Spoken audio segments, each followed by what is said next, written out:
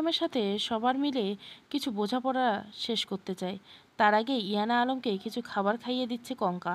ইয়ানা আলমের অতিরিক্ত শরীর দুর্বল, তিনি ঠিকমতো খাবার খেতে পেতেন না।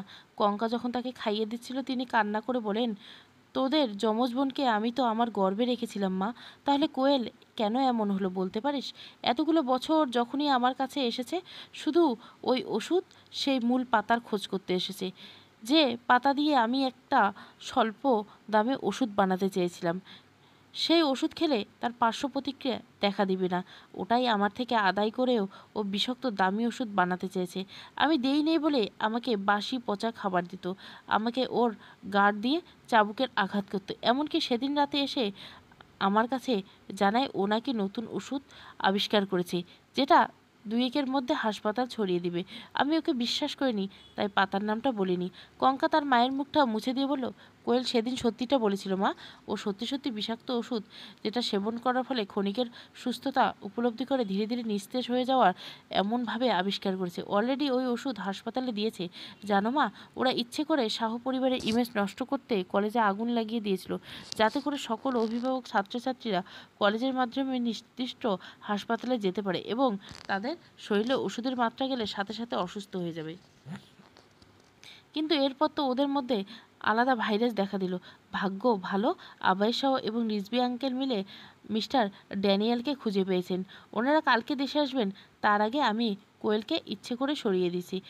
ওদের কথা শুনে হেসে দিলেন কিবরিয়া আলম।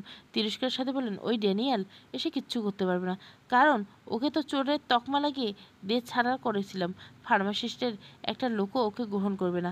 আবার যেবার কিবরিয়া আলমের দিকে ছুকে বললেন, আরে শ্বশুরমশাই, আপনার দেখছি ঘিলুটা নড়ে বেড়ে গেছে, ভুলে গেলেন এখানে আপনার থেকে ডাবল উইকেমিং করার লোক আছে। মানে আপনার থেকে তো শিখেছি মানি অ্যান্ড টেকনোলজি পাওয়ার, সরি, আপনার থেকে মানি পাওয়ার, আর আপনার মেয়ের থেকে, মানে আপনার বউ কঙ্কার থেকে টেকনোলজি পাওয়ার। শুধু কি তাই, ঠান্ডা মস্তিষ্কে কিভাবে খেলা ঘুরিয়ে দেওয়া যায় সেই পাওয়ারও আছে। কথাটি বলে তাকদির কঙ্কা এবার উঠে দাঁড়িয়ে কিবরিয়া আলমের সামনে এসে বলে, তো বাবা, ঘটনা যখন আন্দাজ করে নিয়েছো বলো, এবার ওই ওষুধ প্রক্রিয়ার কাগজগুলো কোথায়? এতটা সহজ মনে করো তুমি আমাকে? কখনোই বলবো না আমি। বলবে না ভেবে নিয়েছো তাইলে? কিন্তু বাবা, ওই যে ওষুধ না পেলে যে মিস্টার ড্যানিয়েল আর মায়ের মাধ্যমে উপায় বের করে নিবে, মাঝখান থেকে ফেসে যাবে তুমি আর তোমার আদরের মেয়ে।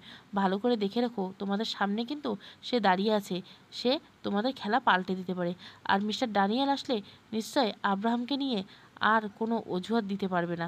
চোখ বড় বড় করে কিবরিয়া আলম বলে, তুই কি করে আব্রাহামের ব্যাপারে জানলি? স্মিত হেসে কঙ্কা বলে, 3টে বছর, আমি 3টে বছর অপেক্ষা করছি বাবা। শুধু আমি না, এরা প্রত্যেকেই শুধুমাত্র তোমাকে এক একটা পাপকে সামনে আনার জন্য, যাদের যাদের ঠকিয়ে প্রত্যেকের যাতে তো তাদের যোগ্য স্থান দিতে পারে তার জন্য। নাহলে তোমার ঠুনকো কাজের জন্য তো আবেদ শাহ কবেই তোমাকে জেলে পাঠিয়ে দিতে পারতো। ইয়ান আলম ভুরু কুচকে বলল, আব্রাহাম আর মিস্টার ড্যানিয়েলের মধ্যে কী সম্পর্ক? সূচনা তো ওখান থেকেই, কোয়েল তো ওখান থেকেই কলকাঠি নড়ছে।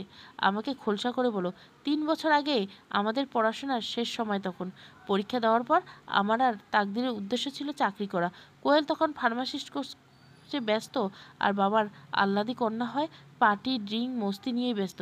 এদিক ওদিক কোয়েল জানতে পারে তুমি আর মিস্টার ড্যানিয়েল মিলে একটা ওষুধ আবিষ্কার করছো, যার একটা পিস ট্যাবলেট স্বল্প মূল্যে পাওয়া যাবে। এই ওষুধের কোনো সাইড এফেক্ট থাকবে না। এটা জানতে পারে কোয়েল তোমাকে বলে ওষুধের আবিষ্কারের পাতাটা দিয়ে দিতে, কারণ ওই পাতা দিয়ে তো তুমি ওষুধ বানিয়েছিল। সেটা তারা প্রমাণ করে কোয়েল বাংলাদেশের টপ ফার্মাসিস্ট, কিন্তু তুমি দেওনি। তাই বাবা আর কোয়েল তোমাকে মেয়েরাই হাসপাতালে ভর্তি করে আর টার্গেট করে ড্যানিয়েলের ছেলে আরাবিকে। আরাবি কোয়েলকে আগের থেকেই ভালোবাসতো। ওরা সম্পর্কে জড়ানোর পর অনেক সময় বলে কঙ্কা একটু থেমে বলল, বুঝতে পারছো আজকালকার প্রেম, ওখানে আর কোনো লাভ হয় না কোয়েলের। পরবর্তী প্ল্যান পাল্টে দিল, তোমাকে আরও সরিয়ে দিয়ে সেই সুযোগ নিয়ে চলে গেল মিডিয়ার সামনে, সবার সামনে দেখালো তুমি ওষুধের জন্য মূল অবদান রাখো। তোমরা যাতে কোনো নাম না হয়, তাই মিস্টার ড্যানিয়েলকে তোমার থেকে সব কিছু চুরি করে তোমাকে খুন করেছে। কিছু ফেক ছবি দেখায় ওদের, যার কারণে সবাই বিশ্বাস করে মিস্টার ড্যানিয়েল একজন চোর। এরপর আরাবি জানতে পারে কোয়েল মা হতে চলছে। যখন ও জানতে পারে তখন ভাবে কোয়েলের সাথে কথা বলে ওরা সত্য ঘটনা বের করবে। ছেলেটা জানতো না যে তার সাথে সহানুভূতি দেখাতে চায় সে আসল কালপিট। ও তো ভেবেছিল কোয়েলের কিছু ভুল বোঝাবুঝি আছে। আফটার অল ওর অভিনয়টা এমনই ছিল। সেই রাতে আরাবি যখন কোয়েলের কাছে আসে তখন আরাবি জানতে পারে আসল সত্যিটা, কিন্তু রক্ষা হয়নি তার। ওখানে ওকে খুন করে কোয়েল, মনির আঙ্কেল আর ওই লোকটা। কিবরি আলমের দিকে আঙ্গুল তাক করে বলে কঙ্কা। কঙ্কা চোখের পানি মুছে, জানো মা কোয়েলের ওই সন্তানটাকে? ইয়ান আলমকে, আমাদের আব্রাহাম মা, যাকে আমার আর আবাইদ শাহের নামে চলতে হচ্ছে। কিন্তু কেন? তুমি হারিয়ে যাওয়ার পর আমি একেবারে একা হয়েছি। আমি ভেবে নেই তুমি মারা গেছো। আমাদের পরীক্ষার পর মনির আঙ্কেল জেনে যায় আমি আর তাকদির বিয়ে করতে চাই একে অপরকে। তাকদিরের মা একজন দপ্তরে থাকায় আপত্তি করে বাসায় সবাই। তাকদিরের মায়ের কাছে আমি সেজে কোয়েলের ওদের অনেক অপমান করে। পরে তাকদির আমার থেকে দূরে সরে যায়। একদিন বাবা এক বড় লোকের ছেলের সাথে আমার বিয়ে ঠিক করে, যে ছেলে কিনা প্রতি রাতে মেয়েদের সাথে মেলামেশা করে, এমন মানুষের সাথে। আমি রাজি হইনি বলে বাবাকে আমাকে নেশার ওষুধ দিয়ে তার কাছে পাঠাতে চায়। ভাগ্য ভালো ছিল আমি আগেই তাকদিরের শেষ দেখা করার জন্য ডেকেছিলাম। আমার অনেক অনুরোধে ও সেদিন আসে। বাড়ি ফাঁকা ছিল আর ওই ছেলেটাও এসেছিল ওখানে। ও আমাকে কিছু করার আগে তাকদির এসে আমাকে নেশা অবস্থায় দেখে আমাকে নিয়ে রেখে যাওয়ার কথা ভাবতে পারিনি। বিশেষ করে যখন দেখলো ওই ছেলেটি এসেছে তখন তাকদির আমাকে নিয়ে ওদের বাসায় চলে যায়। আমি খারাপ অবস্থায় ছিলাম, তাই ওই রাতে সাক্ষী হিসেবে আমি পরবর্তী মা হওয়ার খবর পাই। লোকটা আমার কিছু করতে না পারলেও পরে সকালে তাকদির আর আমি ধরা পড়ি। আমি সকালে সব সত্যিটা আন্টি আর তাকদিরকে বলি। আমাদের ভুল বোঝাবুঝি মিটে যায়। গভীর রাতে এরা তাকদিরের বাসায় এসে হামলা করে। আমি ওয়াশরুমে ছিলাম, বের হয়ে দেখি তাকদির আর আন্টির নিস্তেজ যাও। মনির আঙ্কেল আন্টির মাথায় লাঠি দিয়ে আঘাত করছে, পরপর 6বার 7বার আঘাতে সর্বশক্তি দিয়ে জোর খাটিয়ে। ফলে আন্টি মাথা ফেটে ঘিলু বেরিয়ে আসে, মারা যায় আন্টি। তাকদির কোনো নড়চড় ছিল না, শুধু রক্তাক্ত শরীরটা দেখছিল আন্টিকে। তাকদির ওদের সবার পা ধরে প্রাণ ভিক্ষা চেয়েছিল, কিন্তু কেউ দয়া করেনি। ওদের কাছে টাকাই নাম সব। ভালোবাসার কোনো মূল্য নেই, ওরা যাকে পারে সুযোগ পেলে মেরে দেয়। এরপর ওরা দুটো লাশ রেখে চলে যায়। আমাকে খুঁজতে থাকে, কিন্তু তার আগে আমি লুকিয়ে যাই টিনের ঘরটা খুলে অন্যদিকে। ওরা যেতেই আমি তাকদির আর আন্নিকে নিয়ে ব্যস্ত হই। তাকদিরকে নিয়ে চলে যায় হাসপাতালে। ডাক্তার অনুরোধ করে ওকে চিকিৎসা করা দেয়, কিন্তু আন্টির লাশের কাছে এসে কান্না করতে থাকে। ওরা আমাকে ধরে ফেলে। আন্টির কবরটা দেওয়া হয় কি না তাও জানি না। আমাকে বাসায় এনে আটকে রাখা হয় এই ভয় দেখে যে ওরা তোমাকেও খুন করে দিবে। তোমার ব্যাপারে ওরা আমাকে সব কিছু তখন বলে। এরপর ওরা যা বলতো তাই করতাম। এর ঠিক 2 মাস পরে রাতে আমার ঘরে আবাইদ শাহকে আনে। আমি চিনে ফেলি তাকে, কারণ আমি তো তোমার থেকে অনেক শুনেছি। আমি মিস্টার শাহকে তখন কিছু বলতে পারছিলাম না, শুধু মুখ বুঝে অন্য প্ল্যান করছিলাম। ভেবেছিলাম যে কাগজে সই করলাম ওটাতে সেই কলম দিয়েই সই করবে, যে কলমে কালি 1 ঘন্টা পর নিজের থেকে মুছে যাবে। ওই কলমটা আমার কাছে আগের থেকেই ছিল। তুমি বিদেশ থেকে আসার সময় কিনে এনেছিলে, সেটা স্মৃতি হিসাবে আছে। মনে মনে করে ওখানে আমরা সই করেছিল, আর কোনো প্রমাণ থাকবে না, তাই ওটাই ব্যবহার করতে চেয়েছিলাম। কাজে আসে, কিন্তু যখন শোনে আমি মা হতে চলছি তখন আমাকে বিয়ে দিতে না করে স্পষ্ট বলে দেয় এই পাপের কাজ আমি করতে পারবো না, পোয়াতিমের বিয়ে দিতে নেই। ভাগ্য ভালো ছিল তখন সেখানে শুধু আমি একা ছিলাম, তাই চালাকি করলাম। কোয়েলের ওষুধে কাজে ব্যস্ত ছিল, আর এদিকটায় ওর মাথা ঘামানোর প্রয়োজন ছিল না। মনির আঙ্কেল আর বাবা মিডিয়ার সামনে নাটক করতে থাকে। সেই সুযোগে কাজীকে বললাম, আপনি যদি বিয়ে না দেন তাহলে এরা আপনাকে সহ আমাদেরকে মেরে ফেলে। এর থেকে এক কাজ করুন, আমাকে কবুল বলতে বলে কান পাতবেন, আমি কিছুই বলবো না। এমনটা মিস্টার শাহকের কাছে বলবেন, তবে ওনার কাছে গিয়ে বলবেন কবুল বলার দরকার নেই, এই কলমের কালি 1 ঘন্টা পর কাগজ থেকে উঠে যাবে, মানে এখানে কোনো সই থাকবে না। কাজী তাই করল। যদিও তখন মিস্টার শাহ কাজীর কথার উপর বিশ্বাস করেনি, তবুও সই করে। কিন্তু দুর্ভাগ্যবশত মারা যায় মিস্টার শাহর বাবা। এর কিছুদিন পর আমাকে ওই বাড়িতে পাঠানো হয়। আমি ওনাকে সব কিছু খুলে বলি। এটাই ছিল আমি তকদিরের বিয়ে করব। উনি আমার সাথে মিলিয়ে, কিন্তু ধরা পড়ে আবারও। আমি আর মিস্টার শাহ মিলে হাসপাতালে যাই তকদিরের কাছে। তখন আমার প্রায় 7 মাস চলে। ওখানে কোনো এক কাজে মিস্টার শাহর বাইরে যায়। আমি একা থাকি হাসপাতালে। ওখানে কোয়েলের বান্ধবী নিজুম দেখলো আমায়, আর আমার কাছে তাকদিরের রিপোর্ট। সাথে সাথে জানিয়ে দেয় মনির আঙ্কেল আর কোয়েলকে। আমিও এই সুযোগে কল করে জানাই মিস্টার শাহকে। মিস্টার শাহ ওই সময় জিপিএস অন করে রাখে, আর ওই হাসপাতালে ওখানে পিছন দিকে চলে আসে। নিঝুম, মনির আঙ্কেল আর কোয়েল মিলে হাসপাতালের পাশে একটা ফাঁকা বিল্ডিংয়ের ছাদ থেকে আমাকে ফেলে দেয়। আমি অনেক করে বলি আমার বাচ্চা পেটে, ওকে বাঁচতে হবে, কিন্তু না, ওরা শোনেনি, মেরেই ফেললো। মিস্টার শাহ আসতে একটু দেরি করেন, আমাকে হসপিটালে ভর্তি হয়ে যায়, যেটা ওরা দেখেনি, কারণ ওরা তো ওখান থেকে পালিয়ে গেছিলো। ওই রাতে আমি বাসায় না ফিরলেও আমার রূপে অন্য কেউ ছিল, যাকে দেখে মিস্টার শাহ বুঝে যায় খেলা তবে আবারও পাল্টে গেছে। তাই তখন চুপ করে ওদের সামনে অবুঝের মতো ছিলেন মিস্টার শাহ। একসময় জন্ম নিল আব্রাহাম, আমি সেজে ওই বাড়িতে থাকলো কোয়েল আর আব্রাহাম। এদিকে আমার বাচ্চাটাকে মারা গেল। প্ল্যান করলাম আমি আর তকদির যে বেঁচে আছি এটা জানতে দিব না। তকদির ওর চাকরির চেষ্টা করলো, মিস্টার শাহের সহায়তায় পেয়ে গেল, আর আমি আমার মতো আলাদা একটা হোস্টেলে। যেহেতু কঙ্কা একমাত্র তকদিরকে ভালোবাসতো আর কোয়েল বুঝে যায় আমি তাকদিরের কথা আবেশ শাহকে জানিয়েছি, তাই কোয়েলের তখন ভাঙ্গা মনের অভিনয় করতে থাকে তাকদির তাকে ঠকিয়েছে এমনটাই করে বেড়াতো। আবেশ শাহের সামনে পারফেক্ট বউ সাজার জন্য এক একজনের থেকে সহানুভূতি আদায় করতো। এদিকে আমাদের উদ্দেশ্য হয়ে দাঁড়ালো আব্রাহামকে উজ্জ্বল ভবিষ্যৎ আর কিবরিয়া আলম ও তার আদরের কন্যাকে ধ্বংস, যেটা আমরা এখন পূরণ করব। কঙ্কা যে বিপদে পড়েছিল এটা জানতো ইয়ানা আলম, কিন্তু তার বোনের সংসারে আবার নজর দিয়েছে কিবরিয়া আলম, এটা জানতো না সে।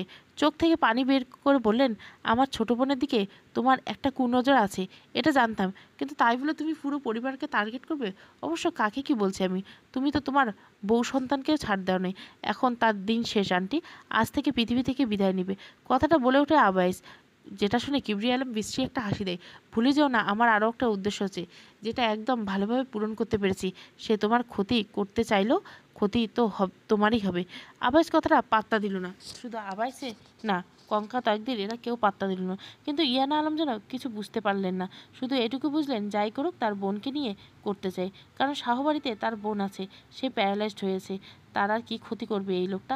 চোখের পানি মুছে ইয়ানা আলম বললেন, আমার সব থেকে বড় ভুল হয়েছে বিদেশ থেকে পড়াশোনা আসার পর কোনো শিক্ষিত লোককে বিয়ে না করে তোমাকে বিয়ে করা। কোন দুঃখে যে তোমার মতো একটা বিষাক্ত কীটের প্রেমে পড়ছিলাম, আফসোস হয় আমার খুব। একই পরিবারের মানুষ আমরা, কনক আর আমি দুই বোন, তুমি আমাদের চাচাতো ভাই। তুমি যদি ছোট থেকে কনকের প্রতি পজিটিভ থাকতে, তাহলে ওকেই বলতে সব কিছু, বিয়ে করে নিতে তোমরা, আমাকে কেন এর মাঝে আনলে? এরপর আনলে তো আনলে, আমাদের বোনের সম্পর্কটা নষ্ট করে দিলে। কী করতাম আমি? কনককে আমি এত সময় দেই, এত প্রায়োরিটি দেই, তারপর ও আমার বন্ধু রিজভি শাহকে ভালোবেসে ফেলে। আমি ওকে প্রপোজ করার আগে ওরা গোপনে বিয়ে করে নেয়, যেটা জানতে পারে আমার মাথা গরম হয়ে যায়। ওকে পাওয়ার জন্য কত প্ল্যান করছিলাম, সব ব্যর্থ করে দেয় ওই রিজভি। বলতে হবে ওর বুদ্ধি এতটাই যে ও ধরে ফেলে আমি এগুলো কেন করেছি। যখন দেখলাম সব আড়ালে করা জরুরি, তখন তুমি আসো দেশে। তোমাকে দেখে আমি ভেবে নেই এটাই সুযোগ। যেহেতু তুমি আমার প্রতি ইমোশনাল হয়ে যাও, তোমাকে হাতিয়ার বানাই। বিয়ে করে কোনো প্ল্যান করতে পারলাম না, তুমি আমাকে বাবা হওয়ার খবর দিয়ে দিলে। যেই বাবা হওয়ার স্বপ্ন আমি কনককে নিয়ে দেখতাম, সেই বাবা আমি তোমার মাধ্যমে হয়ে দেখে আমার কতটা কষ্ট হয়েছিল জানো? ভালোবাসার মানুষের থেকে কিছু না পাওয়ার কষ্ট তুমি বুঝবে না। ইয়ানা আলম স্লান হাসলেন, তিনি নাকি বুঝবেন না ভালোবাসার মানুষের থেকে ভালোবাসা না পাওয়ার কষ্ট। আর মনে বললেন, তাহলে তুমি বলতে চাও আমি যে তোমার প্রতি ইমোশনাল ছিলাম ওটা কিছু না? এখানে ভালোবাসা ছিল না, তুমি আমার ভালোবাসার ব্যক্তি ছিলে না। আমি এমনি এমনি তোমাকে বিয়ে করি, যে মেয়ে বিদেশ থেকে পড়াশোনা করে আসে একটা কেরিয়ার গড়ার জন্য, দেখি তোমার মতো একটা ব্যবসায়ী লোককে বিয়ে করে নেবে এমনি এমনি? এখানে ভালোবাসা কাজ করে না। আচ্ছা তুমি আমাকে কি দিয়েছো জীবনে? শুধু তো ওই ধোঁকা। তাহলে এটা নিয়ে আমি কিভাবে কাটলাম? কঙ্কা ওর মায়ের কাঁধে হাত রেখে বসে, মায়ের কষ্ট সে বুঝে, স্বামীর ভালোবাসা পেতে নারীর চেষ্টা থাকে আকাশ সমান। যেখানে ইয়ানা আলম সর্বোচ্চ দিয়ে চেষ্টা করেছে, তাও স্বামীর থেকে ভালোবাসা পায়নি, অথচ তার মনে এখনও সেই ছোট্ট বোনের বসবাস। ইয়ানা আলম এবার জোরে কান্না করে বলেন, আমার বোনটা এখন কোমায় চলে গেছে, এবার তো ওকে ছেড়ে দাও। তোমার বোন কোমায় গেলে ওকে ওকে আমি আমার করে নিতে প্রস্তুত, শুধুমাত্র মাঝখানে দেওয়াল হিসেবে ওই রিজভি শাহকে উপড়ে দিতে হবে। অবশ্য রিজভি শাহ বাংলাদেশে আসলে তার জন্য ধামাকা আছে, ওর জীবনে সুখ কোনোদিন থাকবে না। আমি যখন সুখে নেই ও থাকবে না। ভালোবাসার মানুষকে হারানোর কষ্ট সবাইকে পেতে হবে। আর কি কি ক্ষতি করা বাকি আছে? কিবরিয়া আলম এবার আবাইসের দিকে তাকালেন। আবাইস রঙ্গনার ব্যাপারটা খুলে বলল তাকে, যেটা শুনে ইয়ানা আলম বললেন, রঙ্গনা তাহলে কনকের মেয়ে? এটা কি আমি আগে থেকে জানতে পারলাম না? তাহলে আজ ওদের সংসার এমন চুরমার হতো না, আমার বোনটা কোমায় চলে যেত না। অবাকের সাথে কঙ্কা বলে, মানে? তখন তোর বয়স 6 হবে, তোকে ডাক্তার দেখাতে প্রায় কারণ তোর জন্ডিস ছিল। একটা ব্লাড টেস্ট করানো ছিল দুর্বলতার জন্য। তার রিপোর্ট আনতে যেদিন হাসপাতালে যায় তখন রিসেপশন থেকে দেখতে পাই কিবরিয়া আর নার্স একটা বাচ্চাকে নিয়ে কথা বলছে। সন্দেহ বাসা বাসা তাড়াতাড়ি পিছু নেই। ওরা বাইরে আসলে দেখলাম নার্স একা ভিতরে চলে আসে। আমি নার্সের কাছে যেতে কিন্তু ততক্ষণে নার্স নজরের বাইরে চলে যায়। আমি তাই বাইরে আসি বাচ্চাটাকে দেখতে। বাইরে এসে দেখি কিবরিয়া আলম ডাস্টবিনে ফেলে লুকিয়ে থাকে। আমি ডাস্টবিনের দিকে যাওয়ার আগে ওখান থেকে এক মহিলা বাচ্চাটাকে উঠিয়ে নিয়ে চলে যায়। এর পিছন নেয় মনির, যেটা দেখে আমি দ্রুত একটা অটো করে পিছু নেই। কারণ আমার মনের মধ্যে তখন বাচ্চাটাকে নিয়ে ভয় কাজ করছিল। কে এই বাচ্চা? কিবরিয়া কি করতে চায় তাকে নিয়ে? আমি তো জানতাম না কনক ঢাকায় এসেছে। জানলে হয়তো ওর খোঁজ নিতাম। বোনটা যখন জানতে পারবে ওর দিকে ওর বোনের স্বামী একটা কুনজর আছে তখন ও আমার সাথে কন্টাক্ট বন্ধ করে দেয়। আমারও অভিমান বাড়ে ওদের প্রতি। তাই আমিও কোনোদিন আর খোঁজ নিইনি। জানলে ওই দিন বাচ্চাটাকে নিয়ে ওদের কাছেই যেতাম। কারণ এই লোক তো আমার বোনের ক্ষতি ছাড়া কিছুই বোঝে না। ওদের পেছনে নিয়ে দেখি একটা বস্তি এসে দাঁড়িয়েছে ওরা। মনিরও যদিও বাড়িটা দেখে চলে যায়, কিন্তু আমি জানতাম বাচ্চাটাকে নিয়ে কোনো বাজে খেলা খেলতে চলছে কিবরিয়া। নাহলে এভাবে কারো বাচ্চা কেন নিবে? নিয়ে আবার ডাস্টবিনে রেখেছিল। সেখান থেকে বাচ্চাটা কোথায় যাচ্ছে এটাও মনিরকে দিয়ে দেখাচ্ছে। তাই আমি আর ওর বাবা মায়ের কাছে বাচ্চাটাকে ফেরত পাঠাতে চাইতাম না। মনির যখন বাড়িটা দেখে যায় ওখান থেকে চলে যায়, তখন আমি সাহস করে আশেপাশে ওই বাড়ির মহিলাটির খোঁজ নেই। জানতে পারি ওই মহিলা একটা পতিতার মালিক, কিন্তু নিজ ইচ্ছায় পতিতালয়ে যায়নি। তার স্বামী মারা যাওয়ার কারণে সে অনাথ। তার ভাই তাকে পতিতালয়ে বিক্রি করে দেয়। ভাগ্যের নির্মম খেলায় সে ধীরে ধীরে পতিতার মালিক। আমি শুধু বাচ্চাটাকে কথা ভাবতে থাকি। তাই পাশের বাড়ির এক মহিলাকে নিয়ে ওই বাড়িতে যাই। ওখানে ওদেরকে বলি কিবরিয়ার কথা। অনেকক্ষণ ধরে কথাবার্তা বলে সিদ্ধান্ত নেই যতদিন না এই বাচ্চাটি মেয়েটির বাবা মার ঠিকানা পাবে ততদিন আমি ওকে কিবরিয়ার সামনে আসতে দিব না। তাই ওই মহিলা আমি প্ল্যান করে দেই আলাদা ফ্ল্যাটে থাকতে। মাসে মাসে টাকাও পাঠাই। অন্যদিকে হাসপাতালে যেয়ে খোঁজ নেই কেউ বাচ্চাটিকে নিয়ে কিছু বলছে কিনা। এদিকে রঙ্গনা হাসপাতালে নিয়ে যাওয়া সাহস ছিল না আমার, কারণ হাসপাতালে ওই নার্স আছে।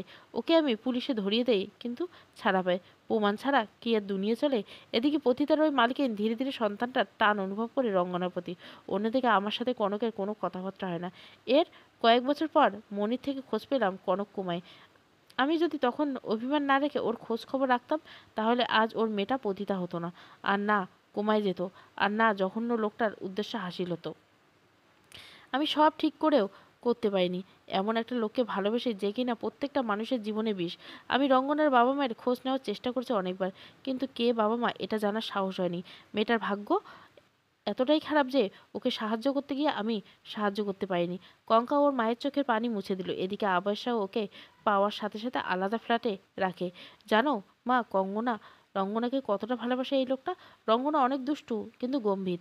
আঙ্কেল, খালামণি কাল আসবে, আর কালকে ওদের বাবা মা মেয়ে এক হবে। এরপর আবাসাও আর রঙ্গবতীর বিয়ে করবে। তার মানে সবার জীবনে সুখ ফিরে আসবে আবার।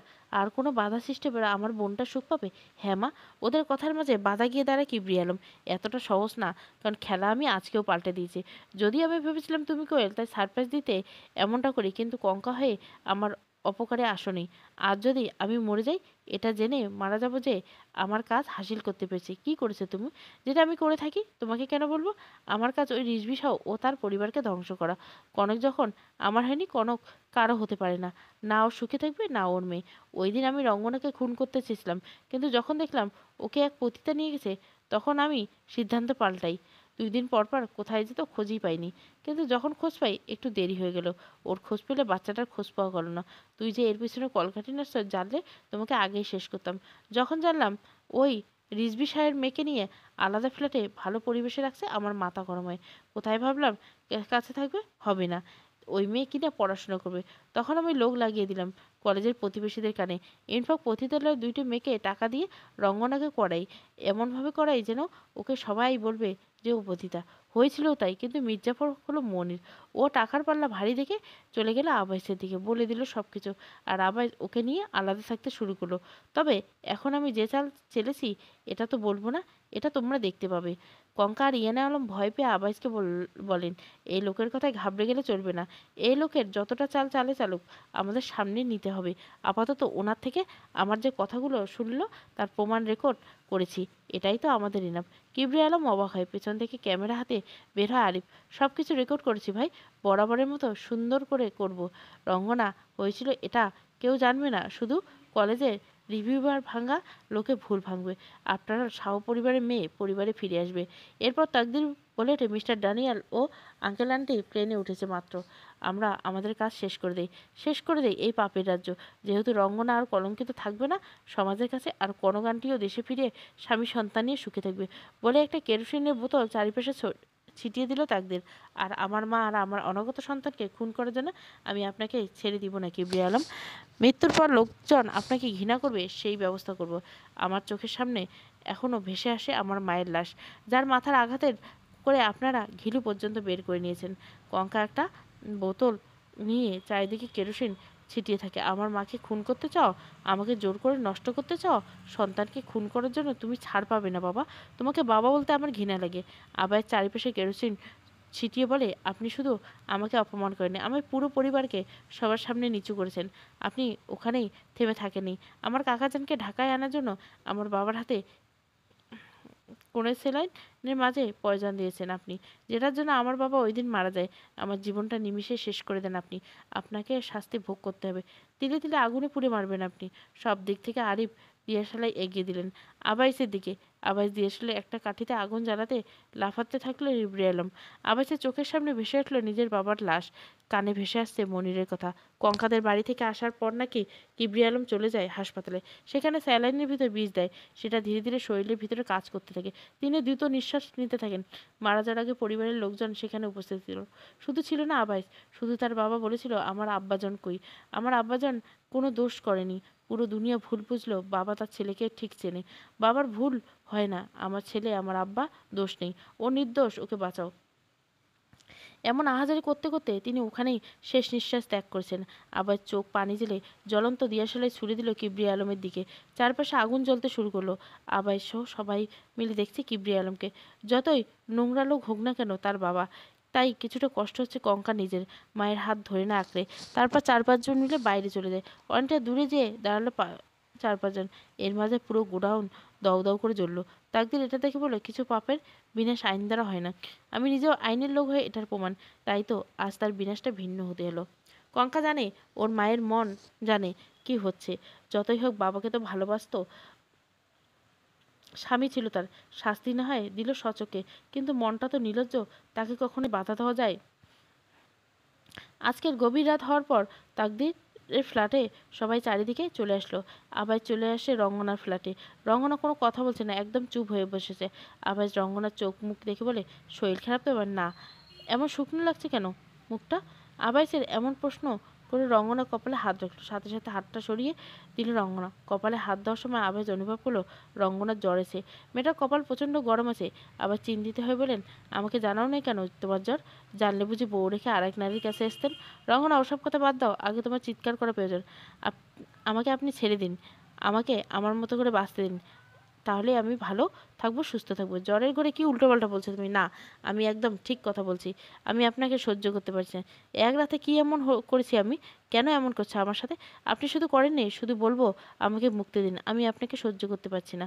আবাজ রঙ্গনা হাত ধরে। রঙ্গনা ছাড়তে চায় কিন্তু পারে না। আবাজ রঙ্গনার চোখের দিকে তাকিয়ে বলে, ভালোবাসি তোমায় আমি রঙ্গবতী। আমি তোমাকে মুক্তি দিতে পারবো না। আমি মুক্তি চাই, কখনোই পাবে না। জোর করে ভালোবাসা পাওয়া যায়, কিন্তু সেটা বিষাক্ততার রূপ নেই। যেই ভালোবাসার বিপরীতে বিষ শোধন করতে বাঁচতে হয়, সেই ভালোবাসা আমার হোক। মাথা পেতে মেনে নিব বিশেষ সহিত ভালোবাসাকে। ভুলে যাবেন না আমি একজন পতিতা। মুছে দিব চিরতরে এই পতিটা নাম। আমি কলঙ্কিনী, কিন্তু আমার জীবন স্নিগ্ধ গোলাপের পাপড়ি। আমি অপবিত্র, তবুও আমার কাছে পবিত্র। সমাজে আমি আবেশাও হৃদয়ের রানী তুমি।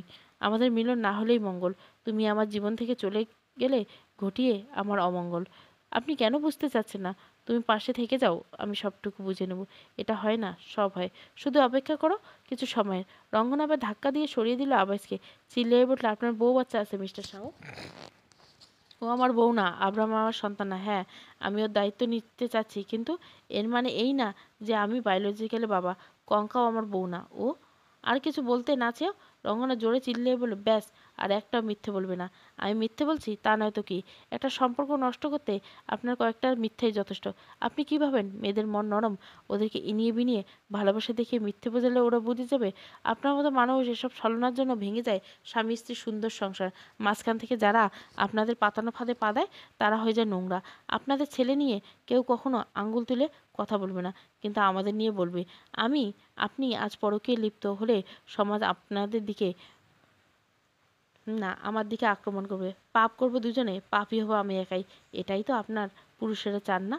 দুর্ভাগ্যবশত এটা আপনি আমার সাথে করতে পারবেন না। এই রঙ্গনা আত্মসম্মান নিয়ে বাঁচার স্বপ্ন দেখে কোনো বিলাসবহুল অট্টালিকা থেকে সংসার ভাঙার স্বপ্ন দেখে না। হতে পারি আমি একজন পতিতা থেকে শিক্ষা পেয়েছি, কিন্তু সেও আমাকে মানুষের ভালোবাসা ও সম্মান অর্জন করা শেখায়। আবাস খুব ভালো করে জানে, বিশেষ করে সে যখন শুনলো ইনা আলমের বলেছেন রঙ্গনার ব্যাপারে, তখন আবাস এটা আরো বেশি ভালো করে বুঝতে পারলো যে রঙ্গনা কোনো খারাপ শিক্ষা পায়নি, শুধু ভাগ্যটাই তার খারাপ ছিল। কিন্তু মেয়েটা এখন কিছু বুঝতে চাইছে না।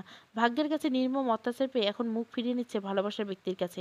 আবাস আবারও কিছু বলতে চাইলেও রঙ্গনা সাহস করে বলল, আমি অন্য কাউকে ভালোবাসি মিস্টার শাহ। আবাসের মাথায় যেন চক্কর দিয়ে উঠলো। এগুলো কি বলছে রঙ্গনা? আবাস স্মিত হেসে বলল, মিথ্যে কথা, একদম সত্যি কথা। কাকে ভালোবাসো? ওই যে আমার ফ্ল্যাটের পাশের ছেলেটা, যে আমাকে প্রায় প্রায় সময় দেয়। তাকদির চেনেন নাকি? চিনবো না আবার? ভালো, তবে আমি ওনাকে বাসি। এবার নিশ্চয়ই আপনি বলবেন না যে আপনি আমাকে জোর করে হলেও পেতে চান। দুর্ভাগ্যবশত তুমি যাকে ভালোবাসো সে কখনোই তোমার হবে না।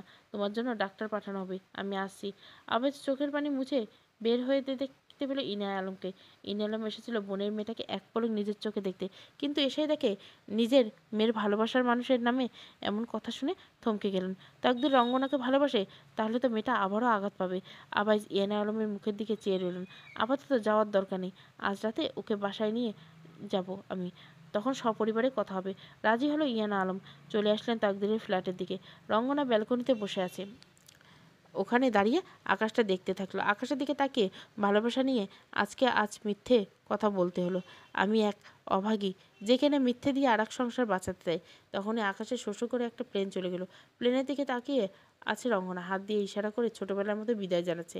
এয়ারপোর্ট থেকে ব্যাগ নিয়ে বের হলো রিজভী সহ কনক ও মিস্টার ড্যানিয়েল। হিসাব অনুযায়ী আরও কিছুদিন পরে আসার কথা ছিল, কিন্তু কোয়েলকে ধরে রেখেছে ও নিজ ক্ষমতার মাধ্যমে তারিখটা এগিয়ে এনেছে। কনক চারপাশে দেখে বলে, আজ আমি আমার মেয়েকে দেখব। কতগুলো বছর কেটে গেল, আমার মেয়েটা আজ আমার বুকে ফিরে আসবে।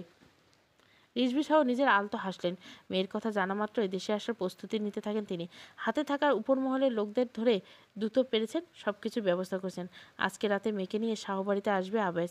ভাবতেই তার মনটা আনন্দে লেপে উঠল। তকদির বসে বসে খবর দেখছিল আর কঙ্কা ম্যাগাজিন পড়াতে ব্যস্ত। তখনই কল আসে তকদির ফোনে। ওপাশ থেকে কিছু শুনতে পায় তকদির অবাক হয়ে যায়। কঙ্কাকে দেখে বলে, কি হয়েছে? আবার সে অ্যাক্সিডেন্ট করেছে। এর মাঝে কঙ্কার কাছে কল আসে। রিসিভ করতে গার্ড বলে, কে পালিয়েছে ম্যাম? হোয়াট? কখন আর কিভাবে? আমরা তো কিছুই জানি না। সকালে খবরটা ওনাকে দিতে এসে দেখি উনি নেই। শিট! কঙ্কা কল কেটে দেয়। কোয়েল পালিয়েছে কোনোভাবে। আবেশের অ্যাক্সিডেন্ট কোয়েল করেনি তো? ওগুলো খুন যদি করাতে পারে তাহলে এটাও পারবে। তাকদিরের কাছে আরও একটা কল আসে, যেটার জন্য কিছু না বলে চলে যায়। তকদির চলে যেতে পিছন থেকে কনক বলে, আমার মনে হয় কোয়েল কিছু করেছে এবার, হয়তো হয়তো এবার রঙ্গনার কথাতে আবাজ আঘাত পেয়েছে, যেহেতু ও তাই ওর ব্যালেন্স হারিয়ে অ্যাক্সিডেন্ট করেছে। এমন এক খারাপ জিনিস যেটা শরীরে ঢুকলে মাথা কাজ করা বন্ধ হয়ে যায়, বিশেষ করে যখন ব্যক্তির কার্য হাসিল করতে পারে না, তখন পারলে খুন করে দিতে পারে। কি বলছে রঙ্গনা ওনাকে, যে উনি ব্যালেন্স হারাছেন? ইয়ান আলম অপ্রস্তুত হয়ে গেলেন, কিছু বলতে যাচ্ছেন আবার চাচ্ছেন না। কঙ্কা গায়ের ধাক্কা আলতো ধাক্কা দিয়ে বললেন, কি হলো মা? না, কিছু বলিনি।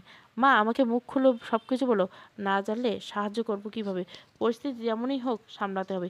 ইয়ান আলম এক দীর্ঘশ্বাস নিয়ে বলেন, রঙ্গনা মেয়েটাকে ভুল বুঝিস না। ও হয়তো না জেনে এমনটা মন দিয়েছে। কি বলছে কিছুই বুঝতে পারছি না। আমি একটু আগে রঙ্গনাকে দেখতে গেছিলাম, বাইরে থেকে যখন ভেতরে ঢুকবো তখনই শুনতে পাই নিজ মুখে ও নাকি তাকদীরকে ভালোবাসে। কঙ্কা স্তব্ধ। কি বলবে? এই কথার বিপরীতে বুঝে আসে না। এখন কঙ্কা নিজেও ভাবছে না রঙ্গনার এমন কথা বলছে বলেই আবাজ ভারসাম্যবোধ হারিয়ে অ্যাক্সিডেন্ট করছে। কঙ্কা কাঁপা কাঁপা কণ্ঠে বলে, তুমি শিওর তো? তুমি ঠিক শুনছো? একদম ঠিক শুনছি। ও বলছে ও তকদিরকে অনেক ভালোবাসে। তকদির পুলিশের লোকদের সাথে কথা বলে আসলো। এসেই এমন কথা শুনে তার পা থেমে যায়। তাহলে কি নিয়তি অন্য কিছু খেলতে যাচ্ছে রঙ্গনা আর আবাইসের সাথে? ঘরে এসে আয়নার দিক থেকে সরে যেতে রঙ্গনা হাসির শব্দ পেল। এদিক ওদিক তাকিয়ে আয়না নিজের প্রতিবিম্ব হাসছে। বিদ্রুপের হাসি হাসতে থাকে। রঙ্গনার কান্না ভেজা চোখে তাকিয়ে বলে, হঠাৎ প্রতিবিম্ব হাসিয়ে বলে, কিরে রঙ্গনা, তুই তো আসলে এক রঙ্গবতী। নাটক তো খুব ভালো করেই শিখেছিস। প্রতিবিম্বের দিকে একবার অবাক নয়নে মেলে আছে রঙ্গনা। প্রতিবিম্ব রঙ্গনাকে আবারও বলে, এভাবে কি দেখছিস? এটা আমি রে, আমি। তোর ভেতরে লুকিয়ে থাকা মনটা, যেই মনটা তুই বিবাহিত পুরুষকে দিয়ে রেখেছিস। রঙ্গনা সোজা হয়ে দাঁড়ালেন, প্রতিবিম্বকে বলেন, আমাকে লুকিয়ে রাখার কত মিথ্যে চেষ্টা করিস তুই, কিন্তু তুই যখন একা থাকিস তখন এই মনকে তো ডাক দিস। এই যে এখন সারাটা দিন মিথ্যে ছলনা করে শেষমেশ তুই কিনা একা একা কেঁদে যাচ্ছিস। আচ্ছা রঙ্গনা, সত্যি করে বলতো, যে লোক তোকে এতটা ভালোবাসে, এতটা সম্মান করে, তাকে কেন তুই দূরে রেখেছিস? কারণ আমি তার যোগ্য নেই। সে চায় তোকে তার যোগ্য বানিয়ে নিতে। তুই শুধু সুযোগ দিচ্ছিস না। এই সমাজে আমাদের মানবীয় নারে। আচ্ছা সমাজের ভয় তো কোথায় তোর সেই সমাজ? যখন তুই তিলে তিলে কষ্ট পেয়েছিস, তোর সমাজ এই কষ্ট দেখেছেন কেন? তোর সমাজে তোকে পতিতা থেকে ফিরিয়ে আনলো কে? তোর এই আধিক্যতা সমাজ কেন এই সুন্দর পরিচয় দেওয়ার চেষ্টা করেনি? সব তো ওই আভাসসহ করেছে। আমি তো আর কাউকে দেখিনি এই সমাজে তোর জন্য অবদান রাখতে। রঙ্গনার চোখ থেকে এক ফোঁটা দুই ফোঁটা পানি গড়িয়ে পড়ল। প্রতিবিম্ব রঙ্গনাকে বলে, সেদিন তুই ধর্ষিতা হওয়ার পর নিজেকে ঘরবন্দি করে রেখেছিস। ওই দিন তোকে কেন সমাজের সহায়তা করতে আসেনি? সমাজ তোকে পতিতা বানাতে ব্যস্ত ছিল রঙ্গনা। একমাত্র আবহাওয়ার সাহেব তোর কাছে এসেছিল, একমাত্র সেই তোকে কিনে এনেছিল, এই সুখের রাজ্যে স্থাপন করেছে। একটা দিনও তোকে বাজে নজরে দেখেনি। এখানে আসার পর সোজা বিয়ের কাগজ এনে দেয়। ভালো করে দেখ, যখন তোর সুখের রাস্তা খোলা একটা সময় ছিল, তখন সমাজ তোর দিকে আঙ্গুল তুলেছিল। যখন তোর দুঃখে ভরা জীবন ছিল, তখন এই সমাজ তোকে নিয়ে ভাবার সময় পায়নি। এই সমাজ বড়ই নিষ্ঠুর। এই সমাজ বসবাস করে সবার আড়ালে, মানে মুখোশধারী ভালো মানুষের অভাব পাবি এই সমাজে। পতিতা বলে তোকে অবজ্ঞা করা সমাজের পরিবারে এক একটা পতিতা থাকে রঙ্গনা। পতিতা তো তার টাকার বিনিময়ে পেট চালানো দেয়, দেহ ব্যবসা করে। কিন্তু ভালো বাড়ির মেয়েরা নাইট ক্লাবে যায় কেন? ওরা কেন বেস্ট ফ্রেন্ডের নাম করে অশ্লীলতা করে? ওরা কেন এক একটা প্রেম দেহ বিলিয়ে দেয়? শুধু নারী পতিতালয়ে থাকলে নোংরা, বা নোংরা নারী নোংরা হয়ে যায় নারী নিজের নোংরামিতে? আজকাল মডার্ন যুগে বেশিরভাগ নারীরা নিজেদের বিলিয়ে দিতে পতিতালয়ে হাওয়া লাগায়। গোপনভাবে খোঁজ নিয়ে দেখ, তোর আশেপাশে নারীর জীবনে কোনো না কোনো কাহিনী লুকিয়েছে। তুই তো তাও ভালো করে চিনিস তোর ভালো, কিন্তু তারা চায় না। রঙ্গনা বুঝে হাত নিয়ে হাঁসফাঁস করতে থাকে। ব্যথায় তার খুব বুকে। আয়নায় আবারও তাকালো নিজের প্রতিবিম্ব থেকে। কৌশলে পতিতা বানানোর লোক পৃথিবীতে হাজারো আছে, কিন্তু একজন পতিতাকে ভদ্র সমাজে উপহার দেওয়ার লোকের বড্ড অভাব আছে। সব পুরুষ পারে না তার শখের নারীকে সুন্দর পৃথিবী উপহার দিতে।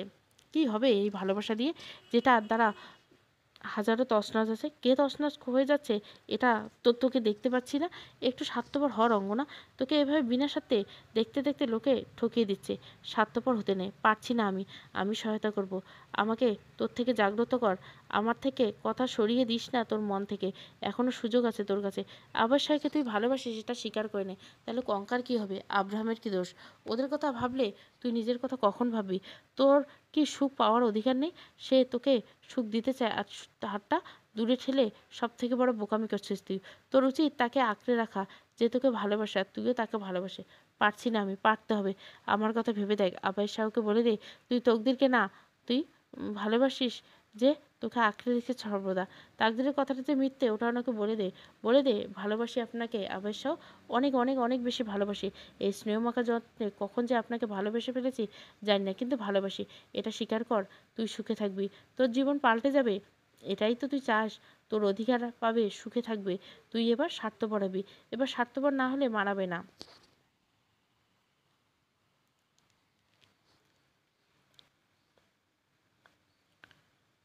স্বার্থ না বুঝলে লোকে তোকে টেনে হিঁচড়ে নামাবে, আবার মুখে চুনকালি লাগবে। এরপর স্বার্থপর হতে দেখ। আবাই শাহর ভালোবাসায় তোর সমস্ত বিপদ আপদ কেটে গেছে। একবার বলে দে ভালোবাসি, আপনাকে ভালোবাসি বলে দে। রঙ্গনা মাথা চিনচিন করছে। একে তো জ্বর, তার উপর বুকে ব্যথা, এখন আবার বুকে ব্যথা বাড়ছে। না পেরে আয়নার সামনে একটি গ্লাস ছুঁড়ে মারে। তারপর কান্না করতে করতে বলে, আমি পারবো না স্বার্থপরতে, আমি পারবো না কারো সংসার ভাঙাতে। আমি নিজেই চলে যাব এখান থেকে। এত দূরে যাব যেখানে জীবনে বিপদ হতে হবে না আমাকে। আমি এখান থেকে মুক্তি চাই। এই পৃথিবীর স্থানে আমি মাথা নিচু করে বাঁচতে পারবো, আমি সেখানে যাব। রঙ্গনার হঠাৎ মনে হলো, তাকে যে তো আবাই নিজে মাথা উঁচু করে বাঁচার সুযোগ করে দিয়েছে। বুকের বাম দিকে হাত দিতে অনুভব করলো, একটু আগে যে প্রতিবিম্ব দেখছিল তার অনুভূতি দেখছে এই স্থানে। তার মনে এর মধ্যে দুটো সত্তা কাজ করছে। সেও দুই সত্তার বিষয় নিয়ে বসবাস করছে, শুধুমাত্র প্রকাশ করতে পারছে না একটা সত্তাকে। কীভাবেই বা পারবে না? এতদিন সহজ বিষয় তো না। প্রতিটা ব্যক্তির মাঝে মধ্যে ভালো খবর আছে। কেউ ভালো স্থানকে দেয় খারাপ মনের মাঝে, আবার কেউ খারাপকে দেয়। রঙ্গনা বুঝতে পারছে না কোনটা ভালো কোনটা মন্দ। এরপর মাঝের কলিং বেল বেজে উঠল। রঙ্গনা চোখে মুখে জল দিয়ে চলে যায় দরজা খুলতে। দরজা খুলে দেখতে পেল তাকদির দাঁড়িয়েছে। রঙ্গনা মৃদু হাসলো। তাকদির নিজে মৃদু হেসে বলল, আমি চলে যাচ্ছি রঙ্গনা। রঙ্গনা একটু হেসে বলল, কেন? আমি এখানে কিছু ইনভেস্টিগেশন করার জন্য এসেছিলাম। কিসে? এই জমির মালিকের দিকে কারো কুনজর ছিল। প্রায় সুযোগ করে কিভাবে মালিককে মেরে ফেলতে হয় সন্দেহ করে কেস করেছিলাম। তার এই ইনভেস্টিগেশনের দায়িত্ব আমার উপর পড়েছিল। আর একটা ইনভেস্টিগেশন ছিল, সেটা ড্রাগ রিলেটেড। ওটার জন্য আমাকে সেভ একটা স্থান লাগতো। সেই জন্য এখানে এসে আমাদের মাঝে বন্ধুত্ব হয়েছে। মালিককে খুন করতে চায় জানতে পেরেছেন? হ্যাঁ, তার ওই বেস্ট ফ্রেন্ড। ঘটনা শুনতে জানতে পারি তার বেস্ট ফ্রেন্ডের বাবার কাছ থেকে জমি কিনে নেয় আঙ্কেল। সেটা সহ্য করতে না পারে বন্ধুকে খুন করতে চায়। আরও কিছু কাহিনী আছে। ও আসল কথা তো ভুলেই গেছি। এখান থেকে যাওয়ার পর আমি বিয়ে করব। আপনাকে কিন্তু দাওয়াত দেবো। আসবেন আপনাকে? রঙ্গনা হেসে দিল। বিয়েতে দাওয়াত দিলে অবশ্যই যাব। তকদির একটু অবাক হলো। ভাবলো হয়তো রঙ্গনা অভিনয় করছে, কারণ আবেশ তো ভিন্ন কথা বলেছিল। এখানে তকদির এমন কথা বলছে কারণ সে চায় রঙ্গনা তাকে ভুলে যাক। এমনিতে সে কঙ্কাকে বিয়ে করবে, তাহলে এখন এদের মাঝে দূরত্ব থাকার মানে হয় না। ইঙ্গিতে মন চাইলেও তকদিরের তকদির বলল, একটা কথা বলি? জি বলুন। মিস্টার শাহ মানুষটি খুব ভালো, ওনাকে আর কষ্ট দিবেন না। আপনার পুরো পৃথিবী আপনার জন্য বিষাক্ত হয়ে গেলেও মিস্টার শাহ আপনার জন্য গোলাপগুচ্ছ। বলেই চলে যায় তকদির। এরপরে সেখানে আরেকটি মহিলা আসে। মহিলা বলে, তুমি রঙ্গনা? জি। তোমার নাকি জ্বর? হঠাৎ করে নাকি জ্বর এসেছে? আমাকে ঘন্টা আগে জানানো হয়। আমি ব্যস্ত থাকা আসতে দেরি। রঙ্গনা ডাক্তার ভিতরে আসতে দিল। ডাক্তার কিছু ওষুধ লিখে রঙ্গনার কাছে দিল। রঙ্গনা ফোনের দিকে তাকিয়ে দেখে মীরা। ডাক্তারকে বিদায় দিতে কল ব্যাক করলো মীরা। মীরা রিসিভ করলো, মিস্টার শাহ হাসপাতালে ভর্তি রে দোস্ত, অ্যাক্সিডেন্ট করেছে, অপারেশন চলছে। এর মাঝে জ্ঞান ফিরলে শুধু তার রঙ্গবতীকে দেখতে এসেছে। তাকে খুব ভালোবাসে রে, জানিস? ওনার শরীরে ধরা পড়েছে তার। মীরা আর কিছু বলতে যাবে, ওই জায়গা থেকে কল কেটে যায়। নেটের সমস্যা দেখা যাচ্ছে। মীরা গাড়িতে বসলো, ফোনটা দেখলো, সিমের স্থানে নো সিগন্যাল।